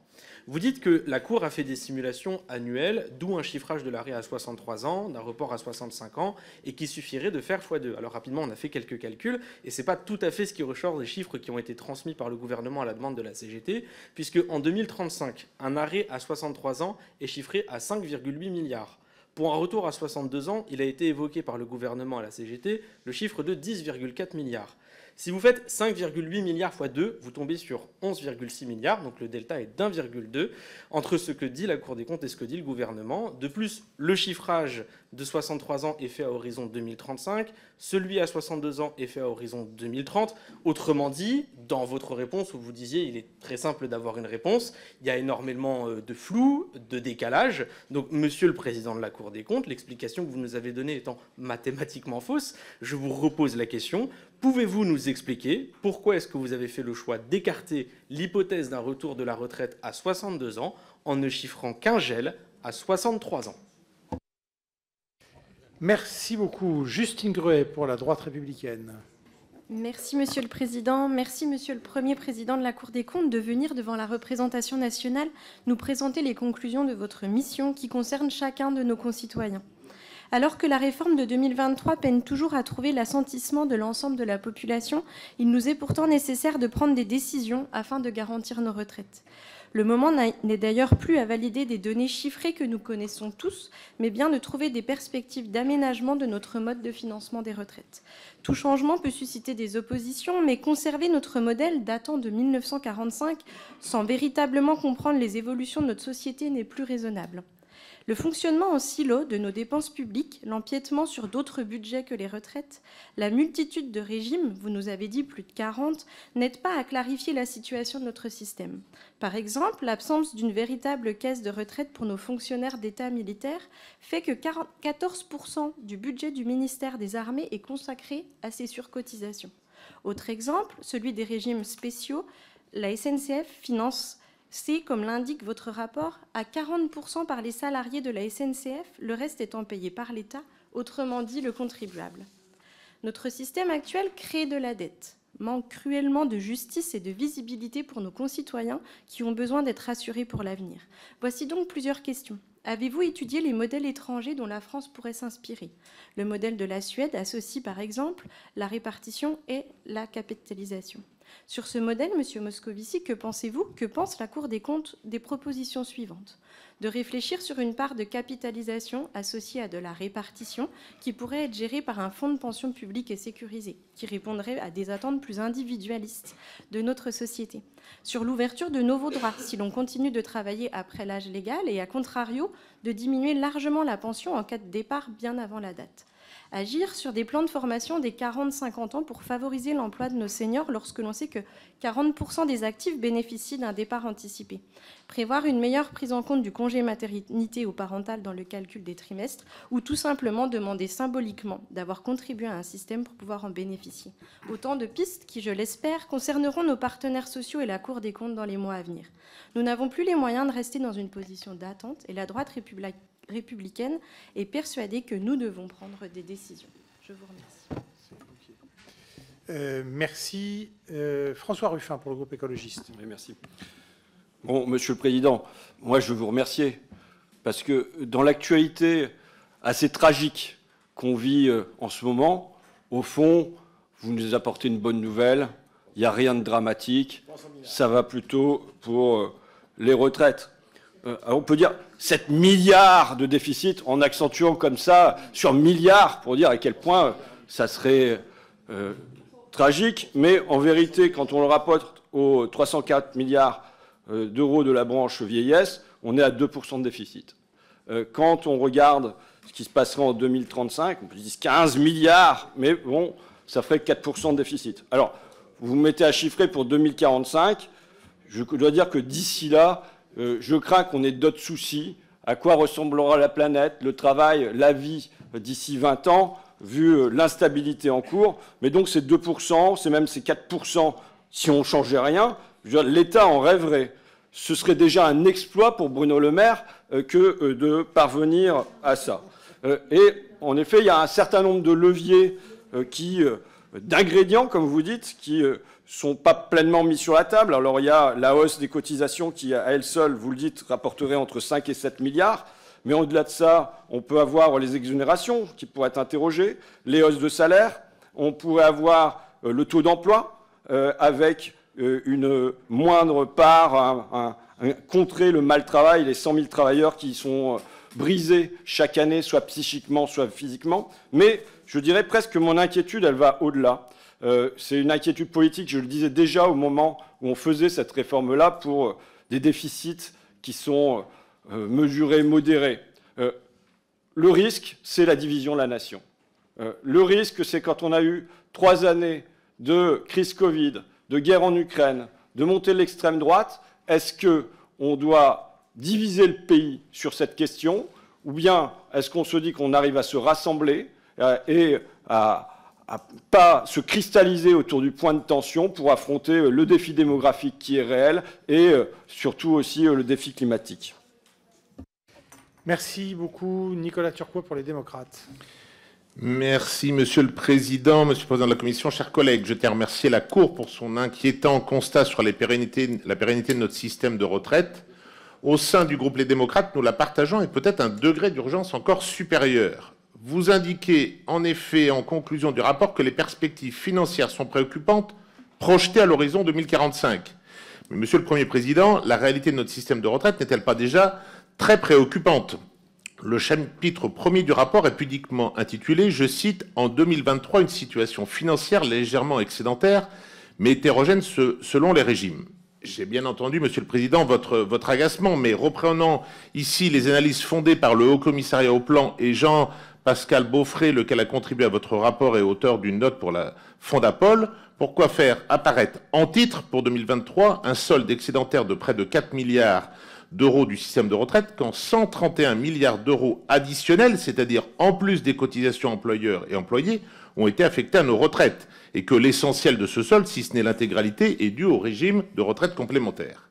La Cour des comptes, par votre intermédiaire, est souvent très alarmiste et nous le partageons sur la situation de nos finances publiques. Ce titre, clairement, nous interpelle. Si l'attribution de compensation supplémentaire peut tout à fait s'expliquer, au titre des départs en retraite précoce de certaines catégories actives de la fonction publique, comme les gendarmes ou les agents pénitentiaires, ou au titre de déséquilibre démographique, pourquoi ne pas le faire apparaître plus clairement à notre sens? Entendons-nous bien, Monsieur le Premier Président, nous ne remettons pas en cause le principe de transfert financier, ni bien entendu la qualité de vos calculs. Nous nous interrogeons juste sur la manière de présenter les comptes de nos retraites. Je souhaiterais conclure mon propos en soulignant l'attachement de notre groupe, les démocrates, à l'équilibre budgétaire, pas pour un quelconque fétichisme de compte équilibré, nous en sommes d'ailleurs bien loin, mais parce que nous avons une responsabilité envers les générations futures. Pourquoi obérer aujourd'hui le débat sur la possibilité de bénéficier demain d'un modèle social aussi généreux que celui que nous connaissons et basé sur un système de répartition entre les générations? Nous devons le préserver et le renforcer. Merci beaucoup. Paul Christophe pour le groupe Horizon. Merci, Monsieur le Président. Monsieur le Premier Président, votre analyse confirme les perspectives financières du système de retraite très dégradées et préoccupantes. Malgré les réformes des retraites successives, dont celle de 2023, qui ont permis de rétablir temporairement l'équilibre financier du système de retraite, son déficit, et vous avez insisté là-dessus, passerait de 6,6 milliards d'euros en 2025, 15 milliards d'euros hors inflation en 2035, puis 30 milliards d'euros en 2045. Cette situation s'explique notamment par la baisse du nombre de cotisants par retraité. On ne compterait plus que 1,77 cotisants pour un retraité en 2025, puis 1,54 en 2045. Alors même, rappelons-le, qu'il y avait plus de 4 cotisants pour un retraité à la création du système par répartition. Cette tendance est contradictoire avec le principe même de la répartition, qui suppose que pour chaque génération, les actifs financent les pensions des retraités au même moment, sans rejeter une partie de ce financement sur les générations suivantes. Vous nous proposez plusieurs évolutions pour tenter de redresser la situation, comme un recul d'un an de 64 ans à 65 ans de l'âge d'ouverture des droits à la retraite, ce qui générerait un peu moins de 18 milliards d'euros à l'horizon 2035, l'allongement d'un an de 43 à 44 ans de la durée de cotisation, donc je rappelle plus 9,7 milliards d'euros à l'horizon 2035, ou la hausse d'un point de cotisation sociale qui, selon les scénarios, rapporterait entre 4,8 ou 7,6 milliards d'euros, là encore. Ou encore une sous-indexation d'un point des pensions par rapport à l'inflation, générant 2,9 milliards d'euros en 2025. Ces options, dont on pourra apprécier facilement le côté populaire, ne doivent-elles pas nous imposer de revisiter le système par répartition, hérité de l'après-Seconde Guerre mondiale, qui s'apparente de plus en plus à une pyramide de Ponzi, en le repensant à partir d'une nouvelle solution qui mixerait pour l'ensemble des salariés, retraite par répartition pour garder une solidarité, complémentaire obligatoire et capitalisation facultative. Merci, Monsieur le Président. Stéphane Viry pour le groupe Lyot. Oui, à mon tour, Monsieur le Président, de remercier Monsieur le Premier Président de la Cour des comptes, le Président de la section et Mesdames et Messieurs les magistrats pour l'éclairage qu'ils nous apportent. Beaucoup de choses ont été dites. En tout cas, j'observe, Monsieur le Président de la Commission, que lorsqu'on parle retraite, souvent il y a un bruit ou un vacarme supérieur dans cette enceinte, ce qui prouve, Monsieur le Premier Président, que grâce à vos travaux, vous avez ramené une forme de sérénité par la clarté des éléments financiers que vous nous avez donnés. Et ça, j'en prends acte et je vous en remercie. La commande était effectivement à finalité des partenaires sociaux, leur donner les clés pour aboutir à terme à une sauvegarde du système par répartition et à un équilibre durable. Vous émettez donc des projections qui sont inquiétantes, faut-il le reconnaître, et on a bien compris, nous, dirigeants parlementaires, que si aucune décision n'est prise, le système va finir par s'écrouler. Vous évoquez les 4 régimes. Sur le régime général, on voit bien qu'à terme, il y a une dégradation et une impasse. Sur le régime des non-salariés et par capitalisation obligatoire, ça tient, et c'est plutôt même excédentaire. Sur le régime de la fonction publique territoriale et hospitalière, c'est une situation critique. Et sur la fonction publique, globalement, compte tenu de la pyramide des âges et de la démographie, ça devrait passer. Moi, ma question, en fait, elle est assez simple. J'aimerais que, parce que je n'ai pas compris tout à l'heure dans votre proposition de synthèse, Monsieur le Premier Président, est-ce que la situation de nos retraites contribue au déficit public annuel de la nation? Et si oui, à quelle hauteur? J'aimerais qu'on ait une clarification sur ce fait, puisque de la subvention publique permet néanmoins d'équilibrer le régime des retraites de la fonction publique. Alors, j'ai bien pris note, effectivement, de la volonté que vous aviez de sortir, effectivement, d'une autre présentation, mais moi j'ai besoin de savoir si globalement les retraites contribuent et à quelle hauteur à notre déficit public. Et j'aimerais également avoir confirmation que sur notre régime de retraite par répartition, qui en principe repose sur de la cotisation sociale, sur le travail, qu'il y a bien désormais un tiers de financement par de la cotisation et par l'impôt, ce qui est effectivement une entorse au pacte qui était le nôtre de 1945. Merci beaucoup. Yannick Monet pour le groupe GDR. Merci, Monsieur le Président. Monsieur le Premier Président, en premier lieu, nous accueillons favorablement le fait que la Cour des comptes ait mis un coup d'arrêt définitif au mythe véhiculé par le Premier ministre de l'existence d'un déficit caché des retraites. En second lieu, nous constatons également que les observations de la Cour des comptes, s'agissant d'une dégradation du solde du système des retraites, rejoignent globalement celles antérieures du corps. Toutefois, vous présentez vos conclusions un peu différemment. Vous concluez en effet qu'il y a un besoin de financement croissant et durable, quand le corps avait affirmé que le solde du système de retraite s'explique autant, sinon plus, par une diminution des ressources affectées aux retraites que par la dynamique des dépenses. La formulation du corps avait le mérite de souligner que les dépenses de notre système de retraite ne sont ni extraordinaires ni exponentielles, mais que les ressources qui lui sont affectées ont été taries. Dans ce cadre, le corps invitait à réaffecter les ressources nécessaires au système sans qu'il soit nécessaire de le réformer drastiquement. Votre formulation bien différente laisse la porte ouverte à ceux qui veulent faire croire que le déficit de notre système de retraite est dû à des dépenses inappropriées. La Cour des comptes oriente donc le débat à venir vers une voie unique, celle d'une baisse des dépenses et d'un nouveau mode de financement, tant le besoin de financement serait exponentiel. Ce parti pris nous semble également lisible dans le choix que vous avez fait de ne pas évoquer la hausse des salaires ou la remise en cause des exonérations de cotisations sociales comme des leviers de financement des retraites. Dans le même ordre d'idées, nous constatons que si vous considérez qu'une hausse du taux de cotisation serait préjudiciable pour l'économie, vous considérez que baisser le pouvoir d'achat des retraités en remettant en cause l'indexation des dépenses sur l'inflation n'aurait pas les mêmes effets, au motif très surprenant que les retraités seraient moins des consommateurs que des épargnants. Enfin, ce rapport semble avoir acté comme acquis le choix du gouvernement de se maintenir dans le cadre de la convention comptable, équilibre permanent des régimes, ce qui lui permet de réduire sa participation au régime des retraites, contrairement à une autre hypothèse, celle de la convention comptable dite « effort État constant », dans lequel la contribution de l'État est constante. Le corps avait montré que d'un État comptable à l'autre, le déficit prévu dans les 25 prochaines années passait du simple au double de 0,2 à 0,5% du PIB. Si en confiant ce rapport à la Cour des comptes, l'enjeu était que les organisations syndicales et patronales puissent travailler sur la base de chiffres indiscutables, il nous semble toutefois que ce rapport obéit encore à des orientations préalables discutables. Je vous remercie. Merci beaucoup. Monsieur Olivier Fessat, pour le groupe UDR. Merci, Monsieur le Président. Monsieur le Premier Président de la Cour des comptes, tout d'abord, comme tout le monde, au nom du groupe UDR, je vous remercie pour la qualité de ce rapport, la clarté de vos explications et la concision de votre présentation.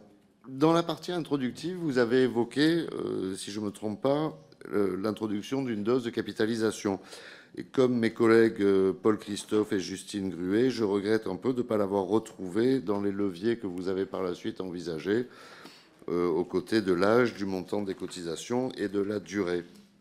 De mémoire, il y a eu des fonds, un fonds abondé, le FRR, Fonds de réserve des retraites, jusqu'en 2011. Et je crois qu'en 2023, ce fonds dégageait une performance de l'ordre de 9,7 ou 9,8%. Donc, est-ce que vous avez chiffré dans le cadre de ce rapport une simulation avec de la capitalisation et qu'est-ce que ça représentait et visiblement, si vous l'avez écarté, pour quelles raisons? Je vous remercie. Voilà le premier tour des questions. Monsieur le Premier Président, je vous laisse la parole pour que vous et les personnes qui vous accompagnent puissent répondre à toutes ces interventions. Je constate avec plaisir et satisfaction une assez large approbation de nos analyses pour des raisons qui sont assez différentes sur les groupes. Certains y trouvent la confirmation du fait que tout va bien, d'autres que la réforme a été formidable, et les troisièmes qu'il faudrait faire encore plus. Ce qui prouve que finalement le rapport est bien fait. En tout cas, non, mais plus sérieusement, les chiffres sont là et ils sont reconnus, je crois, comme une base incontestable de discussion. C'était notre seule ambition. Et je le dis au passage, je ne vais pas pouvoir répondre à toutes vos questions pour une raison simple, c'est-à-dire que on me demande qu'est-ce que vous pensez de telle solution, de telle autre, la capitalisation, ceci, cela. La Cour n'était pas là pour penser à des solutions. Elle était là pour faire une analyse objective. Ensuite, il y a une négociation sociale. Et puis enfin, il y aura les choix que vous ferez en tant que représentation nationale. C'est pas que nous n'ayons pas d'opinion, c'est que nous n'étions pas là pour la donner. Je pense que c'est mieux comme ça. Parce que pour le coup, monsieur le député, nous aurions orienté les débats dans telle ou telle direction, ce que nous nous sommes vraiment soigneusement gardés de faire. Et quand nous avons montré quels étaient les leviers in fine, ce sont les leviers qui ont un impact direct. D'autres sont plus spéculatifs. Je vais y revenir, même si je ne peux pas évacuer complètement la question. Nous aurons l'occasion d'y revenir dans un deuxième rapport, comme je l'ai dit le 15 avril, que je reviendrai tout aussi volontiers présenter de votre commission, si cela vous intéresse, et qui traitera davantage des questions de finances publiques globalement, des questions de compétitivité, des questions d'emploi. Donc, prenez ce rapport pour ce qu'il est. C'est-à-dire, c'est une mise à plat qui visait à établir une base de travail indiscutable pour la négociation sociale, puis le moment venu pour vos propres débats. De ce point de vue-là, je crois que le contrat est rempli. Je le disais en souriant, le fait qu'on puisse en tirer diverses interprétations prouve bien que c'est une base indiscutable de débat, à partir du moment où les chiffres ne sont pas contestés. Sur la dette de l'État, monsieur le rapporteur général, oui, les pensions participent en effet à la dette de l'État comme toute dépense. Et s'agissant de la GIRC-ARCO, je dirais en gros que ce sont en effet les mesures de régulation qui permettent de tenir l'équilibre à GIRC-ARCO. Nous ne sommes pas entrés dans le détail de la gouvernance. Ça fait à l'évidence partie des sujets qui pourraient faire l'objet d'une discussion, mais ce n'était pas dans notre mission que d'entrer dans ce degré-là de détail. Monsieur Ménager m'a interrogé sur diverses questions qui n'étaient pas, pour le coup, dans le champ de notre rapport. puisque les données sur l'emploi, la compétitivité, l'impact social seront comprises dans le deuxième rapport. Il n'y a pas d'autres leviers étudiés, car ceux qui le sont communs à tous les régimes, mais nous aborderons d'autres sujets. Je dois dire, pour être tout à fait honnête, que dans le rapport, vous allez trouver, c'est vrai, et plusieurs d'entre vous ont fait cette remarque, des appréciations macroéconomiques. J'ai tenu, dans la présentation que j'ai faite ici, vous parler uniquement des impacts sociaux, parce que là, ce sont des choses qui sont très, très normées. Sur les modèles économiques, forcément, on a des aspects, je ne dirais pas plus spéculatifs, mais qui sont plus sujets à discussion, ce que produit tel ou tel modèle. Par exemple, on m'a interrogé sur l'impact d'une hausse de cotisation. Il est chiffré en termes d'emploi par un modèle qui est celui de la Direction générale du Trésor, ou encore sur l'effet d'une sous-indexation des retraites. Il est incontestable, malgré tout, que les retraités ont une propension à consommer plus faible que les actifs, je dirais heureusement d'une certaine façon, mais tout de même, au passage, bon, tout ça doit être chiffré. Et donc nous allons y revenir dans un deuxième rapport qui sera davantage macroéconomique et macrofinancier que celui-ci, qui était encore une fois la base minimale. Et donc je réponds ainsi au passage aux questions de Mme Rist, qui m'interrogeait sur les effets dits destructeurs sur l'emploi. Ce seront des aspects destructeurs ou constructeurs d'ailleurs qui seront davantage développés dans le rapport à venir. Je veux quand même dire une chose ici, sortant une seconde de mon rôle, c'est que j'entends bien que le taux d'emploi soit une variable essentielle. Et il est exact que si nous avions des taux d'emploi comparables à celui d'autres pays, on a cité les Pays-Bas ou l'Allemagne, évidemment notre situation du système de retraite serait tout à fait différente. Mais ce n'est pas totalement un hasard si nous ne l'avons pas. Et ne pensons pas que c'est si facile que cela à construire.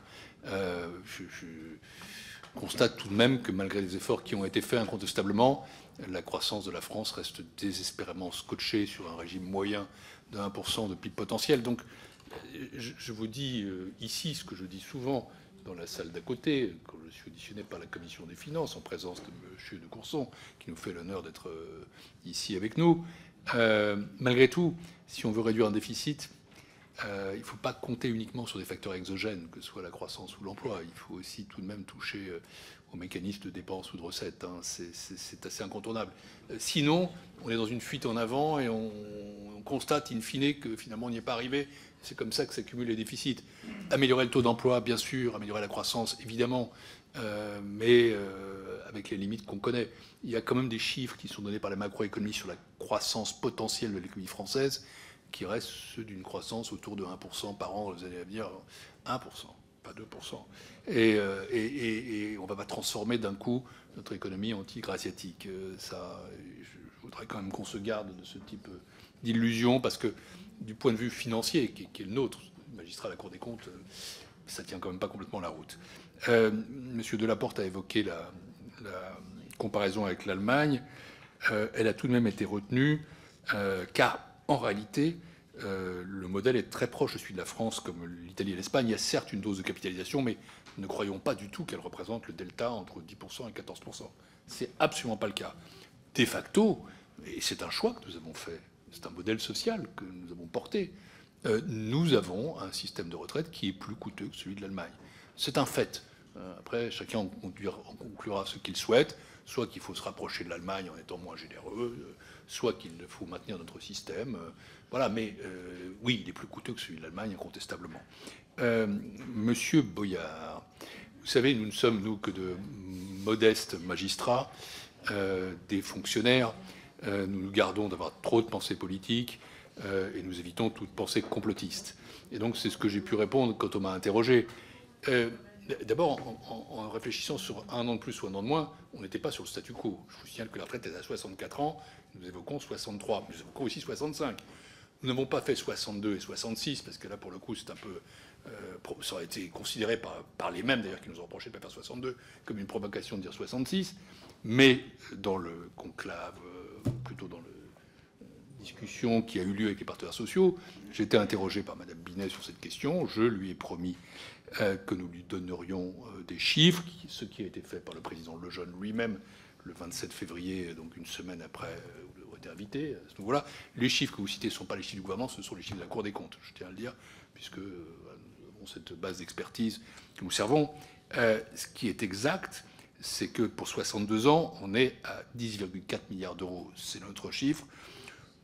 C'est tout de même, je sais que ça fait 11,6 milliards d'euros, approximativement le double. Et en toute hypothèse, ce que nous disons, c'est que oui, ça coûterait bien de réduire de 2 ans 10,4 milliards d'euros, ce qui n'est pas une somme, reconnaissez-le, totalement négligeable.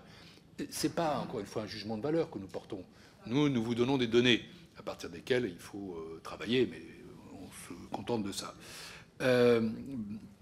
À Madame Gruet, je dirais que la Cour n'a pas étudié les modèles étrangers alternatifs, puisque la commande ne portait que sur la situation actuelle et à venir du système tel qu'il est, pour que les partenaires sociaux puissent avoir des bases robustes. On trouvera sans doute davantage d'éléments de comparaison internationale dans le deuxième rapport. Le premier rapport est piloté par la 6e chambre, donc qui est chargée à la Cour de la protection sociale. Le deuxième rapport sera davantage sous le leadership de la première chambre qui s'occupe des sujets macroéconomiques et financiers. Donc si, encore une fois, vous me réinvitez, j'aurai sans doute davantage de réponses, avec aussi davantage de comparaisons internationales. Pour ce qui est de M. Ruffin, bon, encore une fois, après vous donnez votre lecture, je redis que chacun peut avoir sa lecture du rapport. Je voudrais juste vous donner une petite précision sur les chiffres. Je comprends ce que vous dites sur les sujets globaux. Chacun a sa lecture, encore une fois. Mais les 6,6 milliards en 2030, c'est un déficit, je tiens à le préciser, mais c'est important. Si on maintient la réforme actuelle, qui rapporte quelques 10 milliards d'euros en 2030, oui, si vous dites que vous revenez complètement sur la réforme, par exemple, hypothèse, en vérité, il faut ajouter 10 milliards, ça nous met 16 en 2030. Hein. Donc, et ainsi de suite, ça se translate également sur 2035 et sur 2045. Ce sont des ordres de grandeur, ça ne change pas forcément votre raisonnement, mais il faut avoir quand même les chiffres en tête. Sur les soldes des retraites des fonctionnaires, je veux dire ici les choses très clairement, parce que j'entends des choses. Il n'a pas été question pour nous et pour moi de désavouer le Premier ministre, ni de confirmer. Quand on confie à une instance indépendante, une institution indépendante comme la Cour des comptes, un rapport, c'est pour justement qu'elle donne ses propres chiffres. Je n'ai donc voulu ni confirmer ni infirmer celui qui a été donné à la tribune. Vous observerez d'ailleurs que la description qui est faite, finalement, nous présentons objectivement et à plat les deux lectures possibles. Parce que si vous ajoutez effectivement aux quelques 6 milliards d'aujourd'hui les 45, vous n'êtes pas loin des 55 du Premier ministre. Nous disons simplement que ça ne nous paraît pas quelque chose qui est finalement à retenir, compte tenu des différences de comparaison entre les systèmes, qui sont quand même tout à fait massives. Et surtout, c'est là-dessus que je veux insister, in fine, qu'on retienne un chiffre ou l'autre, le problème est le même. C'est-à-dire que finalement, nous avons quand même du déficit et de la dette qui s'accumulent. Et au final, c'est la question de savoir plutôt comment on finance ces déficits. Est-ce qu'on fait par la dette ou est-ce qu'on fait par les impôts? Est-ce qu'on choisit, au contraire, de réduire la dette? Je dirais, pour résumer beaucoup, qu'il y a une présentation qui semble créer une sorte d'agrégat retraite, en quelque sorte, avec le risque, du coup, d'induire des mécanismes de compensation entre systèmes qui, pour le coup, sont refusés par à peu près tout le monde. Alors que l'autre nous reporte aux finances publiques en global, mais en vérité, la différence, elle est conventionnelle, elle est importante, mais ça revient à peu près au même. Je suis parfois, je me gratte la tête, et je me dis, mais où est-ce que je connais bien Jean-Pascal Aufray depuis juste une petite quarantaine d'années, et je me dis, bon, ok, il vous envoie des tartines encore avant la commission d'une quinzaine de pages avec 20 observations, il fait ça la nuit, c'est admirable, hein, c'est un travail de moine, de croisé, comme on voudra. Il rencontre parfois quand même quelques salades, pardonnez-moi, quand il dit qu'il n'a pas été entendu par la mission, je veux dire c'est totalement faux, puisqu'il a rencontré le président Lejeune pendant 2 heures. Bon, peut-être aurait-il souhaité une audition plus plénière, mais enfin bon, il n'y a pas beaucoup de gens qui l'ont fait, alors qu'on travaillait beaucoup pendant cette mission. Je ferme cette petite parenthèse anecdotique pour dire simplement qu'in fine, à la fin, je me dis, bon, ok, mais mettons qu'il ait raison, je crois qu'il n'a pas raison. So what? Qu'est-ce qui se passe? Quelle est la solution qu'on en tire? Et donc, in fine, je crois qu'il est plus opérationnel de partir de l'analyse de la Cour. Et j'en m'en suis entretenu à plusieurs reprises avec le Premier ministre, qui d'ailleurs a reconnu que c'était une base incontestable et que les chiffres qu'il prétendait n'étaient pas contredits par ce que nous disions. Ils sont justement remis dans une autre perspective. Oui, tous les déficits sociaux, de collectivités participent au débat public, et la part d'un tiers des impôts CSG n'est pas une entorse au pacte social. La part des dépenses de solidarité dans le régime de retraite explique qu'un financement public plus large que le seul travail soit nécessaire. C'est au fond l'évolution des choses qui est ainsi justifiée. La contribution de l'État va être constante dans les régimes fonctionnaires, État et régimes spéciaux. Il n'y a pas de dégradation dans ces domaines. Au contraire. Enfin, à la dernière question, je réponds, comme je l'ai fait un peu généralement, sur le fait que la capitalisation, bien sûr, c'est un sujet qui existe. Vous l'avez évoqué aussi, Monsieur le Président. Mais ce n'était pas dans le champ de ce qu'on nous demandait. Encore une fois, on nous demandait quels étaient les leviers d'action directe. Ensuite, naturellement, au moment de la négociation, d'autres paramètres seront introduits. C'est normal. La compétitivité, l'emploi. Je vais prendre un exemple. On a évoqué la différence avec le corps. Bon, d'abord, vous avez cité des chiffres du corps qui étaient ceux de 2023. Le corps a fait bien d'autres travaux depuis, je vais le préciser. Mais par exemple, il y avait des hypothèses de productivité, des hypothèses de taux de chômage qui étaient différentes. Au fond, il y en a deux. Nous avons choisi de garder les deux, in fine. Il y en avait une qui était, disons, plutôt optimiste, qui était on va vers le plein emploi à 5% et notre productivité s'améliore à 1%. Honnêtement, ce n'est pas ce que disent les tendances. Malheureusement, le taux de chômage a plutôt légèrement tendance à remonter et la productivité n'a pas atteint 1% depuis bien longtemps, depuis plusieurs décennies. Mais bon, il n'est pas interdit non plus d'espérer que taux de compétitivité, emploi, enfin, tout ça.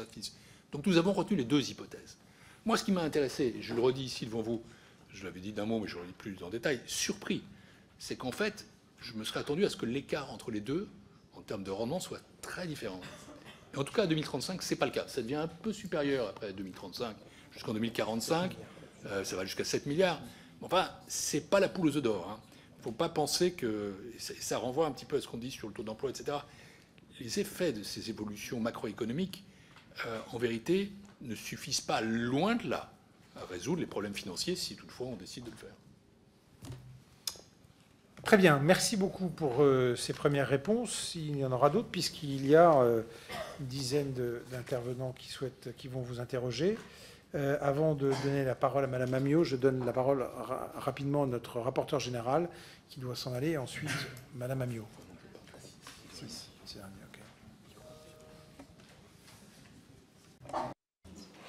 Oui, merci Monsieur le Président. Monsieur le Premier Président, je vous ai posé une question très claire et je pense que c'est important pour nous. Vous indiquez que la part de la dette actuellement détenue par la Cades et relevant des régimes de retraite peut être estimée à 38 milliards d'euros. Pouvez-vous nous indiquer comment vous avez obtenu ce résultat ?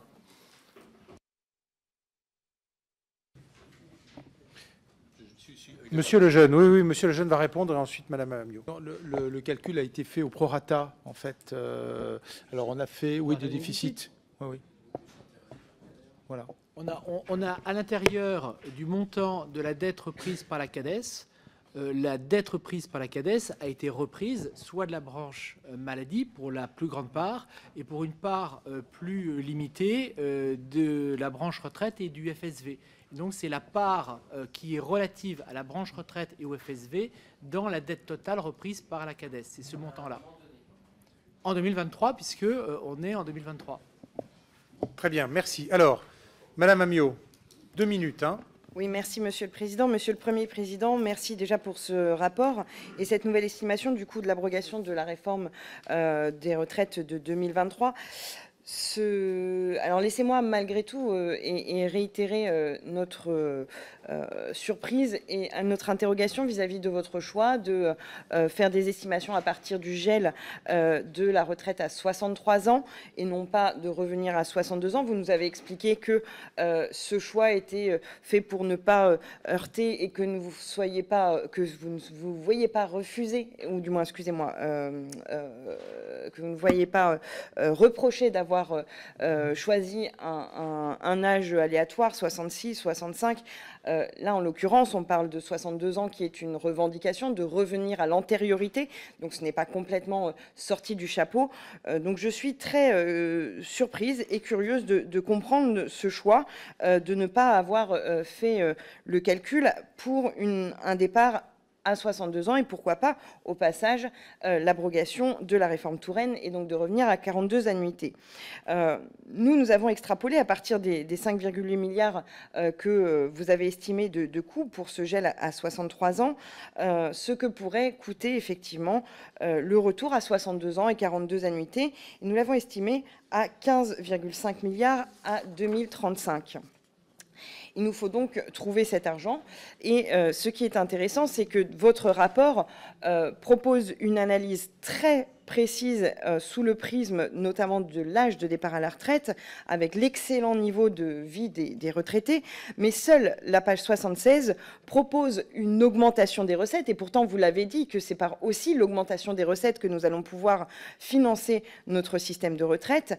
Et là, le seul constat que vous faites, c'est un constat alarmiste sur l'augmentation de la cotisation qui entraînerait des destructions d'emplois. Pourtant, il y a d'autres pistes, notamment la soumission à l'impôt des revenus issus des primes, de l'intéressement, de la participation, qui porterait à 2,2 milliards par an de recettes selon la CGT. On pourrait aussi aligner la fiscalité des produits d'épargne retraite sur celle des salaires, qui permettrait, elle, de dégager 6,4 milliards par an. Et enfin, l'égalité salariale entre les hommes et les femmes, qui permettrait de dégager 3 milliards. J'aimerais bien vous entendre sur le fait de ne pas avoir exploré ces pistes. Là, on a beaucoup débordé, là, quand même. Hein. M. Clouet va vraiment faire la preuve de beaucoup de synthèse. Allez. Merci, Monsieur le Président, Monsieur le Premier Président. Bon, d'abord, je ne vais pas revenir forcément sur la satisfaction d'avoir remis un peu les pieds sur terre par rapport aux comptabilités à caractère métaphysique de M. Bayrou sur le sujet. J'irai directement sur deux enjeux. Le premier, c'est le caractère indiscutable avec lequel vous avez qualifié le rapport, qui est vrai sur plusieurs enjeux, mais sur d'autres tout de même, permettez-moi de rester encore un peu dubitatif. Vous êtes revenu vous-même tout à l'heure, Monsieur le Premier Président, sur la comparaison franco-allemande, les régimes, notamment les plans d'épargne Riester, etc., en disant que ça ne représentait pas 3,5 de delta de comparer la France et l'Allemagne en incluant public-privé. En l'occurrence, si, c'est ce que montre la revue de l'OFCE, le numéro 184, dont je vous recommande à toutes et tous la lecture, qui nous montre qu'effectivement, c'est moins d'un point de PIB d'écart entre la France et l'Allemagne dès lors qu'on intègre l'ensemble des plans épargne-retraite à côté des régimes publics. De la même manière, je suis très étonné par l'hypothèse faite dans le rapport d'un écart de rendement entre les cotisations patronales et salariales qui s'élève à à peu près 1,5 milliard, puisque l'hypothèse retenue est que on a ici le rapport compte le rendement pour l'ensemble des finances publiques et pas juste pour les caisses de retraite. Je trouve qu'il y a un jeu de ping-pong un peu étonnant. Parfois, on compte les rendements et les coûts pour les caisses de retraite, parfois on les compte pour l'ensemble des finances publiques, permettant des effets de présentation un petit peu étranges, pour ne pas dire bizarres, sur les conclusions qu'on souhaiterait en tirer. Et je conclurai avec une interrogation très simple, qui s'appuie, elle aussi, sur la page 76. Vous avez vu qu'ici, dans ce côté-là de la commission, on a beaucoup aimé la page 76 du rapport. On aurait aimé qu'il y ait beaucoup de pages 76 dans ce rapport. Mais est-ce que vous pouvez nous confirmer, donc, qu'un point de cotisation patronale, vraiment 1% d'augmentation de la contribution patronale sur salaire brut, stabilise intégralement nos systèmes de retraite jusqu'en 2030, par son rendement? C'est ce qu'il y a, page 76, si on le lit bien, qu'on le comprend bien, et à l'heure actuelle, personne ne l'a compris autrement. Et confirmez-vous, du coup, qu'élargir, en plus de ça, les régimes de cotisation, le régime général de cotisation, aux primes Macron ou aux plus-values levées-ventes d'actions, permet financièrement d'abroger la réforme des retraites. Ce serait une très bonne nouvelle, évidemment pour les gens dans cette commission, mais pour le grand public dehors qui aimerait bien un oui. Merci. Stéphane Vogetta, groupe EPR. Merci. Merci, Monsieur le Président, Monsieur le Premier Président. Avant tout, je tiens à vous remercier pour votre rapport, bien sûr, ainsi que pour notre débat dominical sur Twitter. Mais comme tout le monde n'a pas le plaisir de nous suivre sur X, je vais prolonger ici mon interpellation. À la lecture du rapport, j'affirme donc que même si elle est, je vous cite, conventionnelle, la présentation actuelle des données publiques sur le système des retraites, et notamment de ce, je cite, léger excédent pour 2023, fausse la compréhension de la réalité de nos finances publiques par les observateurs. Au nom du fait que les régimes de retraite des fonctionnaires sont équilibrés par nature, par l'État employeur, on nous explique que par définition, il n'y a pas, Il ne peut pas y avoir et il n'y aura jamais de déficit du système de retraite des fonctionnaires. C'est absurde, mais c'est vrai, car ce sont nos conventions, et vous les respectez. Mais reconnaissons que cet équilibre se fait au prix de surcotisations payées par nos ministères avec l'argent du contribuable, et que quand celui-ci s'épuise, c'est payé avec le déficit et avec la dette publique. 500 milliards de dettes supplémentaires pour la seule période entre 2017 et 2025, c'est une partie de la facture que nous laissons à nos enfants et à nos petits-enfants.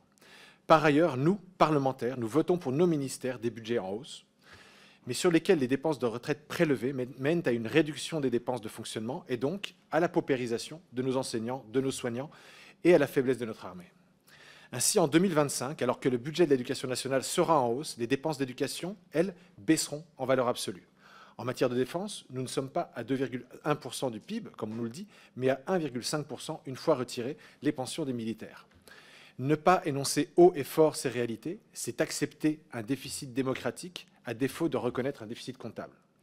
Une présentation transparente de la part des retraites dans le déficit consolidé de l'État serait nécessaire afin que chaque citoyen, chaque parlementaire puisse faire des choix éclairés.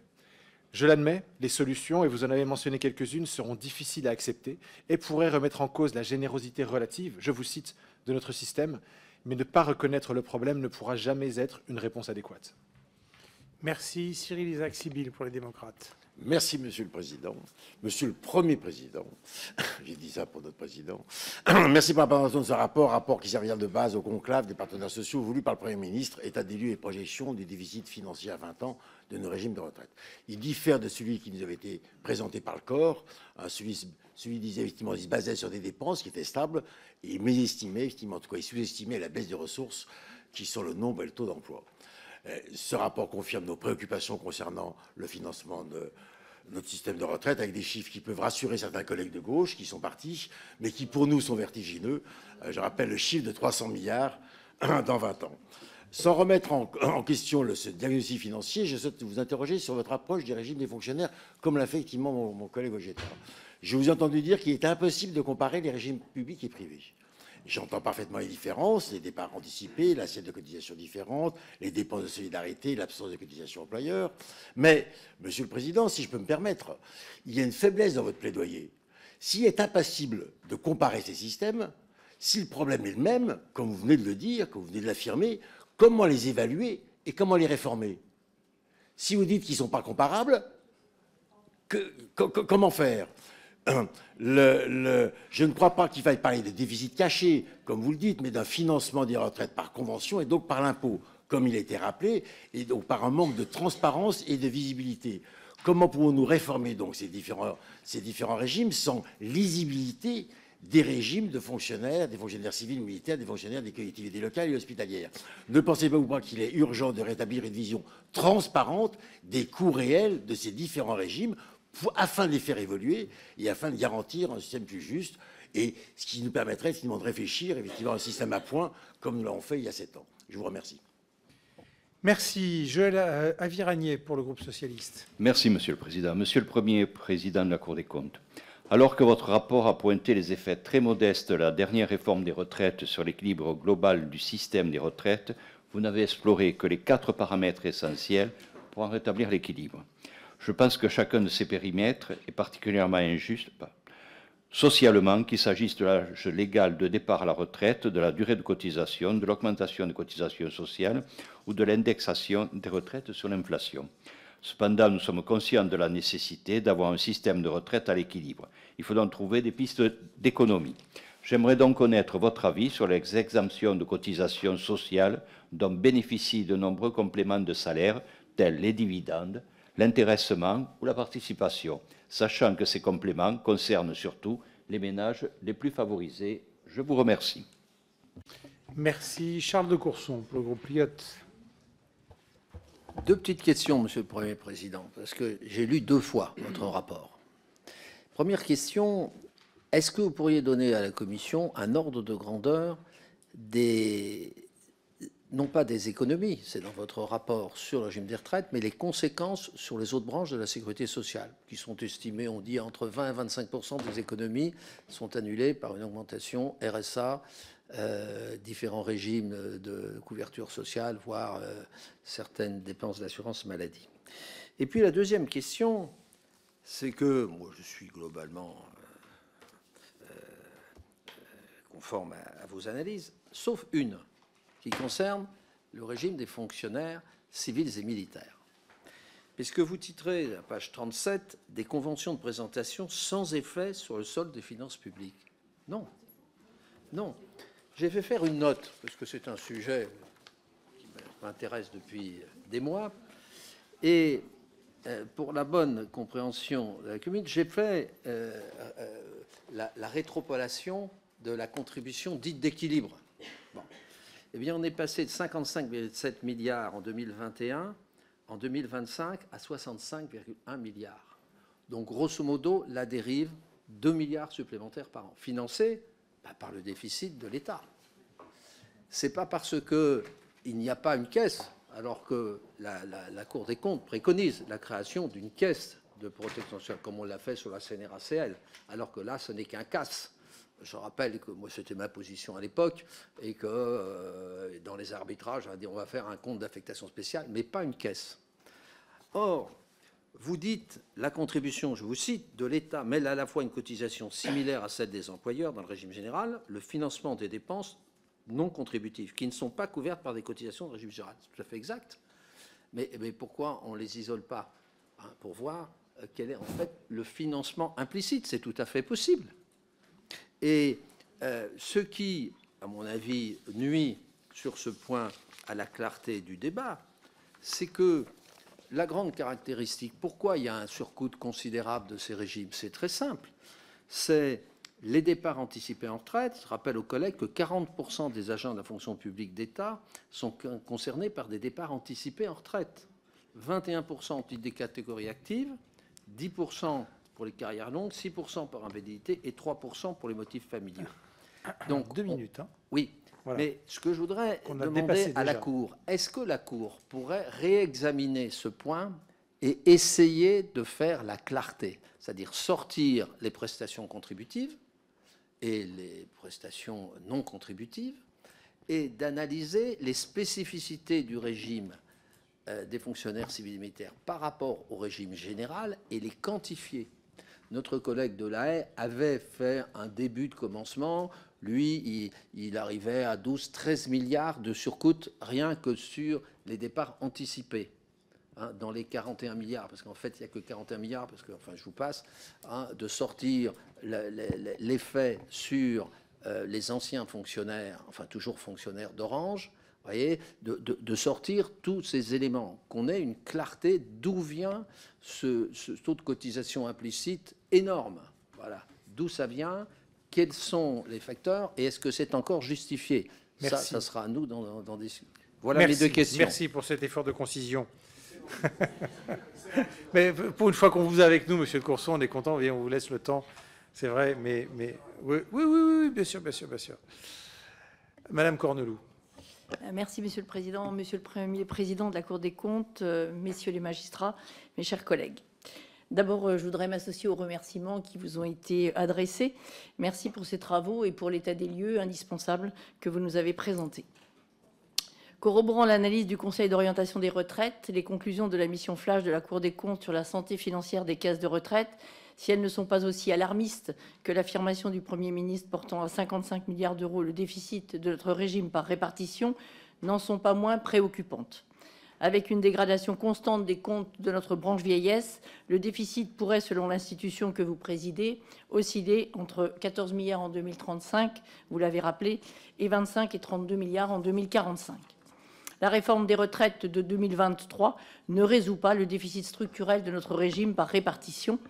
Et dès lors, Monsieur le Premier Président, vous avez formulé 4 leviers pour remédier à ceci. J'ai entendu, puisque vous l'avez évoqué, que la Cour des comptes ne formulait pas de recommandations. Il serait toutefois opportun d'avoir une projection concernant une possible retraite complémentaire par capitalisation, telle qu'elle existe pour les fonctionnaires et leurs conjoints. Pourquoi ne pas l'étendre à tous les salariés? Pourquoi également ne pas envisager un élargissement de l'assiette? En moyenne, nous effectuons 600 heures de travail par habitant et par an en France, contre 700 en Allemagne, 800 aux États-Unis. La France a le temps de travail le plus bas des pays développés. Plutôt que de travailler 2 ou 3 ans de plus, ne peut-on pas réfléchir à une semaine de travail un peu plus longue sur toute la carrière?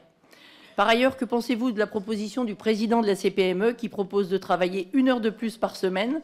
Cette heure supplémentaire permet aux salariés de constituer son propre capital pour la retraite.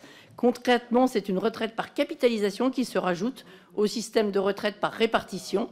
Cette heure de travail n'est pas payée directement au salarié, mais mise sur un compte individuel qui lui appartient et lui permettra, lorsqu'il partira à la retraite, d'avoir un complément par rapport à la retraite par répartition. Comment appréhendez-vous cette proposition? Je vous remercie. Merci beaucoup. Madame Anne-Sophie Ronceray. Merci, Monsieur le Président. Monsieur le Premier Président de la Cour des comptes. Le rapport de la Cour des comptes souligne que le système de retraite a connu certes un excédent en 2023, mais qui devrait rapidement être de nouveau et durablement déficitaire dès 2025, atteignant, vous l'avez dit, près de 30 milliards d'euros en 2045. Vous insistez sur la nécessité d'une concertation entre les partenaires sociaux pour identifier des solutions garantissant la soutenabilité du système tout en préservant un équilibre entre les générations. Dans ce cadre, plusieurs leviers sont envisagés, notamment l'âge de départ, la durée de cotisation ou encore l'évolution des ressources du système. Certains pays européens, eux, ont fait le choix d'introduire une part de capitalisation obligatoire dans leur modèle. Cette option a-t-elle été étudiée par la Cour des comptes et dans quelle mesure pourrait-elle, selon vous, contribuer à la pérennité du système de retraite français? Merci. Merci beaucoup. François Gernigon. Merci, Monsieur le Président, Monsieur le Premier Président, Messieurs les magistrats, mes chers collègues. En complément de ce qu'ont pu dire mes deux collègues Stéphane Vogetta et Charles de Courson, auxquels j'adhère à leur besoin d'informations complémentaires, moi j'en aurais une autre. J'aurais un besoin de savoir s'il était possible de connaître, puisqu'on a le nombre d'actifs par rapport au nombre de retraités qui s'est inversé depuis des années, est-ce qu'il serait possible d'avoir, par exemple, sur une vingtaine d'années, le coût que représente l'effort de l'État, que ce soit au niveau des déficits, au niveau des emprunts nouveaux et de l'avoir en cumulé, pour peut-être qu'on prenne conscience que cet argent qui est financé par des déficits et de l'emprunt, c'est de l'argent public qu'on pourrait mettre ailleurs dans d'autres politiques et qu'on aurait peut-être dû prendre conscience de la problématique du financement de la retraite beaucoup plus tôt. Je vous remercie. Merci beaucoup. Dernier orateur inscrit, Jérôme Guedj. Oui, merci, Monsieur le Président. Monsieur le Premier Président, j'ai suivi les échanges et, sauf erreur de ma part, il y a un sujet qui n'est pas abordé dans le rapport, ce n'était pas dans la commande, mais ça m'intéresse d'avoir le regard de la Cour sur la question du niveau des réserves des régimes de retraite obligatoires par répartition. C'est presque 7,5% de points de PIB, enfin 7,5 points de PIB, qu'il s'agisse de l'Agirc-Arrco, de l'Ircantec, des professions libérales ou des indépendants. Quel est le regard que vous portez, puisqu'on est au-delà des obligations réglementaires qui peuvent exister pour ces régimes en termes de fonds de roulement, quand on a des régimes qui ont 13 mois, comme l'Agirc-Arrco, 96 mois, je crois, pour la CNF-APL ou d'autres. Donc voilà, question très large sur ce niveau de réserve des régimes, et une question plus secondaire sur le fonds de réserve des retraites, qui concentre 21 ou 22 milliards d'euros aujourd'hui, et sur la question de savoir si, vous l'avez bien compris, en sous-jacent, ce sont par des biais directs ou détournés, des réserves qui sont mobilisables. Voilà, je m'arrête là. Les autres questions ont été, oui, je sais que ça fait... Mais je préfère mettre sur la table un sujet que d'aucuns peuvent parfois avoir en tête pour avoir le regard de la Cour. Sur les autres volets, notamment la question de mon collègue Clouet tout à l'heure ou de Joël Viranier sur les exemptions de cotisation, il y avait un très stimulant rapport de la Cour des comptes en mai 2024 au moment de la Plax, qui chiffrait à près de 85 milliards les compléments de salaire qui ne sont pas soumis à cotisation. Et là aussi, voir si ce sont mais la question a déjà été posée, donc je ne la développe pas pour terminer à temps.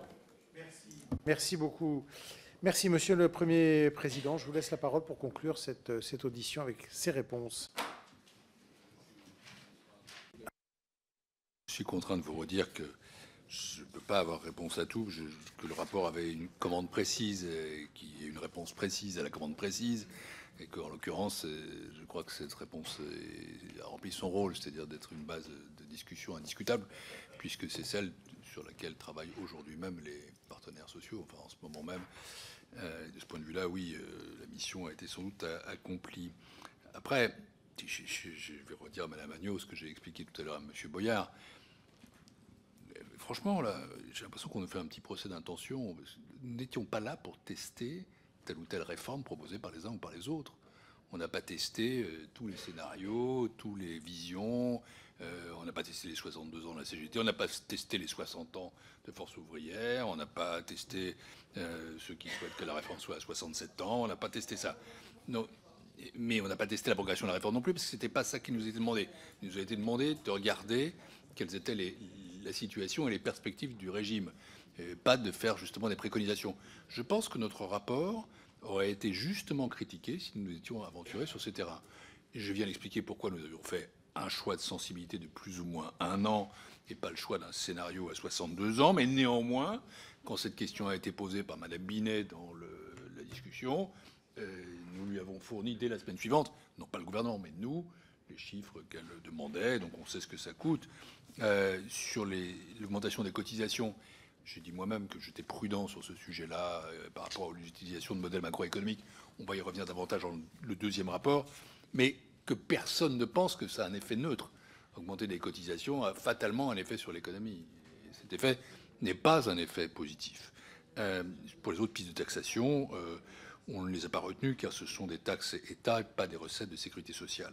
Sur la comparaison Allemagne-France, elle sera développée dans le deuxième rapport. Je maintiens qu'elle est quand même significative. Pour la question que vous m'avez posée, un point de cotisation patronale fait effectivement entre 4,8 et 6,2 milliards d'euros dans un périmètre qui pourrait être élargi. Chacun en tirera les conclusions qu'il souhaite. J'ai cru comprendre que ce n'était pas non plus l'hypothèse totalement privilégiée par tous les partenaires sociaux autour de la table. On avait évoqué ici la CEPME, le MEDEF, ce n'était pas tout à fait ça. C'est vrai qu'avec M. Vogetta, nous aurons des échanges intéressants le dimanche, à titre personnel. Il m'écrit, je lui réponds. L'interjection de base était un peu vigoureuse, ma réponse a été polie. Et finalement, mais en vérité, et je réponds là un peu globalement à tous ces sujets, parce que je vois bien qu'il y a cette sensibilité. Je ferai un petit sort à part, la question du rapporteur général, naturellement. Personne ne sait tout à fait définir ce qu'on appelle une surcotisation. Je ne reprends pas ce terme. Je pense qu'en effet, ça n'est pas une bonne formulation. Il n'y a pas une surcotisation, il y a une subvention d'équilibre. Après, ce qu'il faut comprendre, c'est que la Cour des comptes, c'est assez naturel, reprend les conventions existantes. Celle de la Commission des comptes de la Sécurité sociale, celle de la loi organique sur les finances. Vous êtes la représentation parlementaire, vous êtes libre, vous, de changer ça par rapport au choix entre un compte d'affectation spéciale ou une caisse. Je rappellerai que la Cour des comptes était plutôt favorable à une caisse qu'à un compte d'affectation spéciale, qui effectivement ne donne pas toute la dimension des choses. Donc certains prennent une convention avec les taux du privé, d'autres arrivent à démontrer que c'est équivalent, privé et public. En toute hypothèse, il y a une chose que je voudrais dire à tous ceux qui évoquent ce sujet, aussi monsieur Jacques-Sibyl, c'est que il y a quand même des chiffres dans le rapport. Donc on ne parle pas de rien. Les 45 milliards, ils sont là. Et donc ça, c'est la première fois qu'ils figurent dans un rapport public sur les retraites. Et la deuxième chose, c'est que si vous examinez, alors ça c'est intéressant pour la dynamique, ça n'augmente pas. Pour le coup, d'ici à 2045, nous voyons bien que la démographie, les niveaux de traitement des fonctionnaires d'État et des fonctionnaires civils font que c'est quelque chose qui peut rester relativement stable. Donc ne pensons pas que c'est un facteur explosif pour la suite. Après, comment le traiter ? J'ai vu que le Premier ministre évoquait l'hypothèse de faire une discussion à part sur la réforme des retraites des fonctionnaires. Mazel tov. Mais bon, pour le reste, c'était pas dans notre commande. Hein. Et donc, c'est un peu la réponse que je fais à M. Jacques-Sibyl. C'est-à-dire que la question posée pour le régime des retraites des fonctionnaires, c'est de faire évoluer le système comme si c'était une caisse avec taux de remplacement et taux de cotisation. Pour M. Aviraghet, je réponds que les exemptions ont été traitées déjà dans un chapitre du RALFS pour 2024, le rapport sur l'application des lois de financement de la sécurité sociale.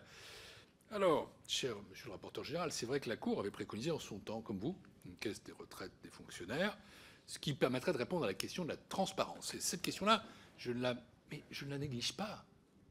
Je ne la néglige pas. Après, la conclusion qu'on en tire.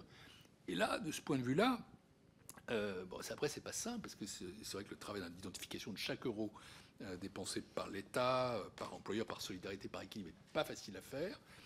Ça ne pouvait pas sérieusement se faire en 3 semaines. Je pense que la 6e chambre aura noté le défi et qu'elle sera tentée d'y revenir. Mais en toute hypothèse, à la fin, là, je parle quand même au rapporteur général du budget, in fine, nous avons bien un déficit des finances publiques de l'État. Et avec des financements que doit choisir, la dette, l'impôt, etc. Et ça y contribue. Oui, bien sûr, mais là, encore une fois, il faudrait entrer davantage dans les détails. Sur le temps de travail, les données que vous citez n'incluent pas les temps partiels.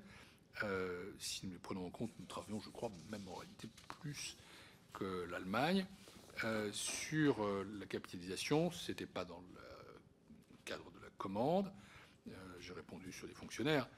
Enfin, monsieur le député Jérôme Gage, sur le niveau des réserves des régimes complémentaires, on est au niveau prudentiel de 6 mois en 2023. La tendance va vers une augmentation des réserves, mais la réalité dépendra un peu des décisions des syndicats. Quant au FRR, on n'a pas traité, mais je crois que j'étais ministre à l'époque où on l'a créé. Je ne suis pas certain qu'on l'avait créé tout à fait pour les usages qu'on envisage aujourd'hui dans certains horizons politiques. Mais vous voyez tout de suite, finalement, ça me rattrape. Donc je m'arrête tout de suite. Je pense que je vais trop loin. Je me tais. Ça ne serait pas la première fois qu'il y a quelques glissements. Très bien. Monsieur le Premier vice-président, messieurs... pardon, monsieur le Président... Oui, excusez-moi. C'est le Conseil d'État. C'est le Conseil d'État, exactement. Monsieur le Premier Président, pardon. Oui. Monsieur le Premier Président et messieurs les magistrats, merci d'avoir répondu à toutes les questions et d'avoir présenté votre rapport. Je pense que notre séance était très utile pour des travaux futurs, puisque c'est un sujet dont on a compris qu'il revenait régulièrement. On se retrouve, chers collègues, demain à 9h30 pour une commission où on examinera un certain nombre de textes qui sont inscrits à l'ordre du jour.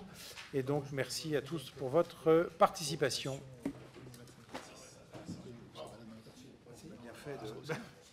Tu vois qu'on t'a laissé un temps de parole. On t'a laissé un temps de parole. Attention.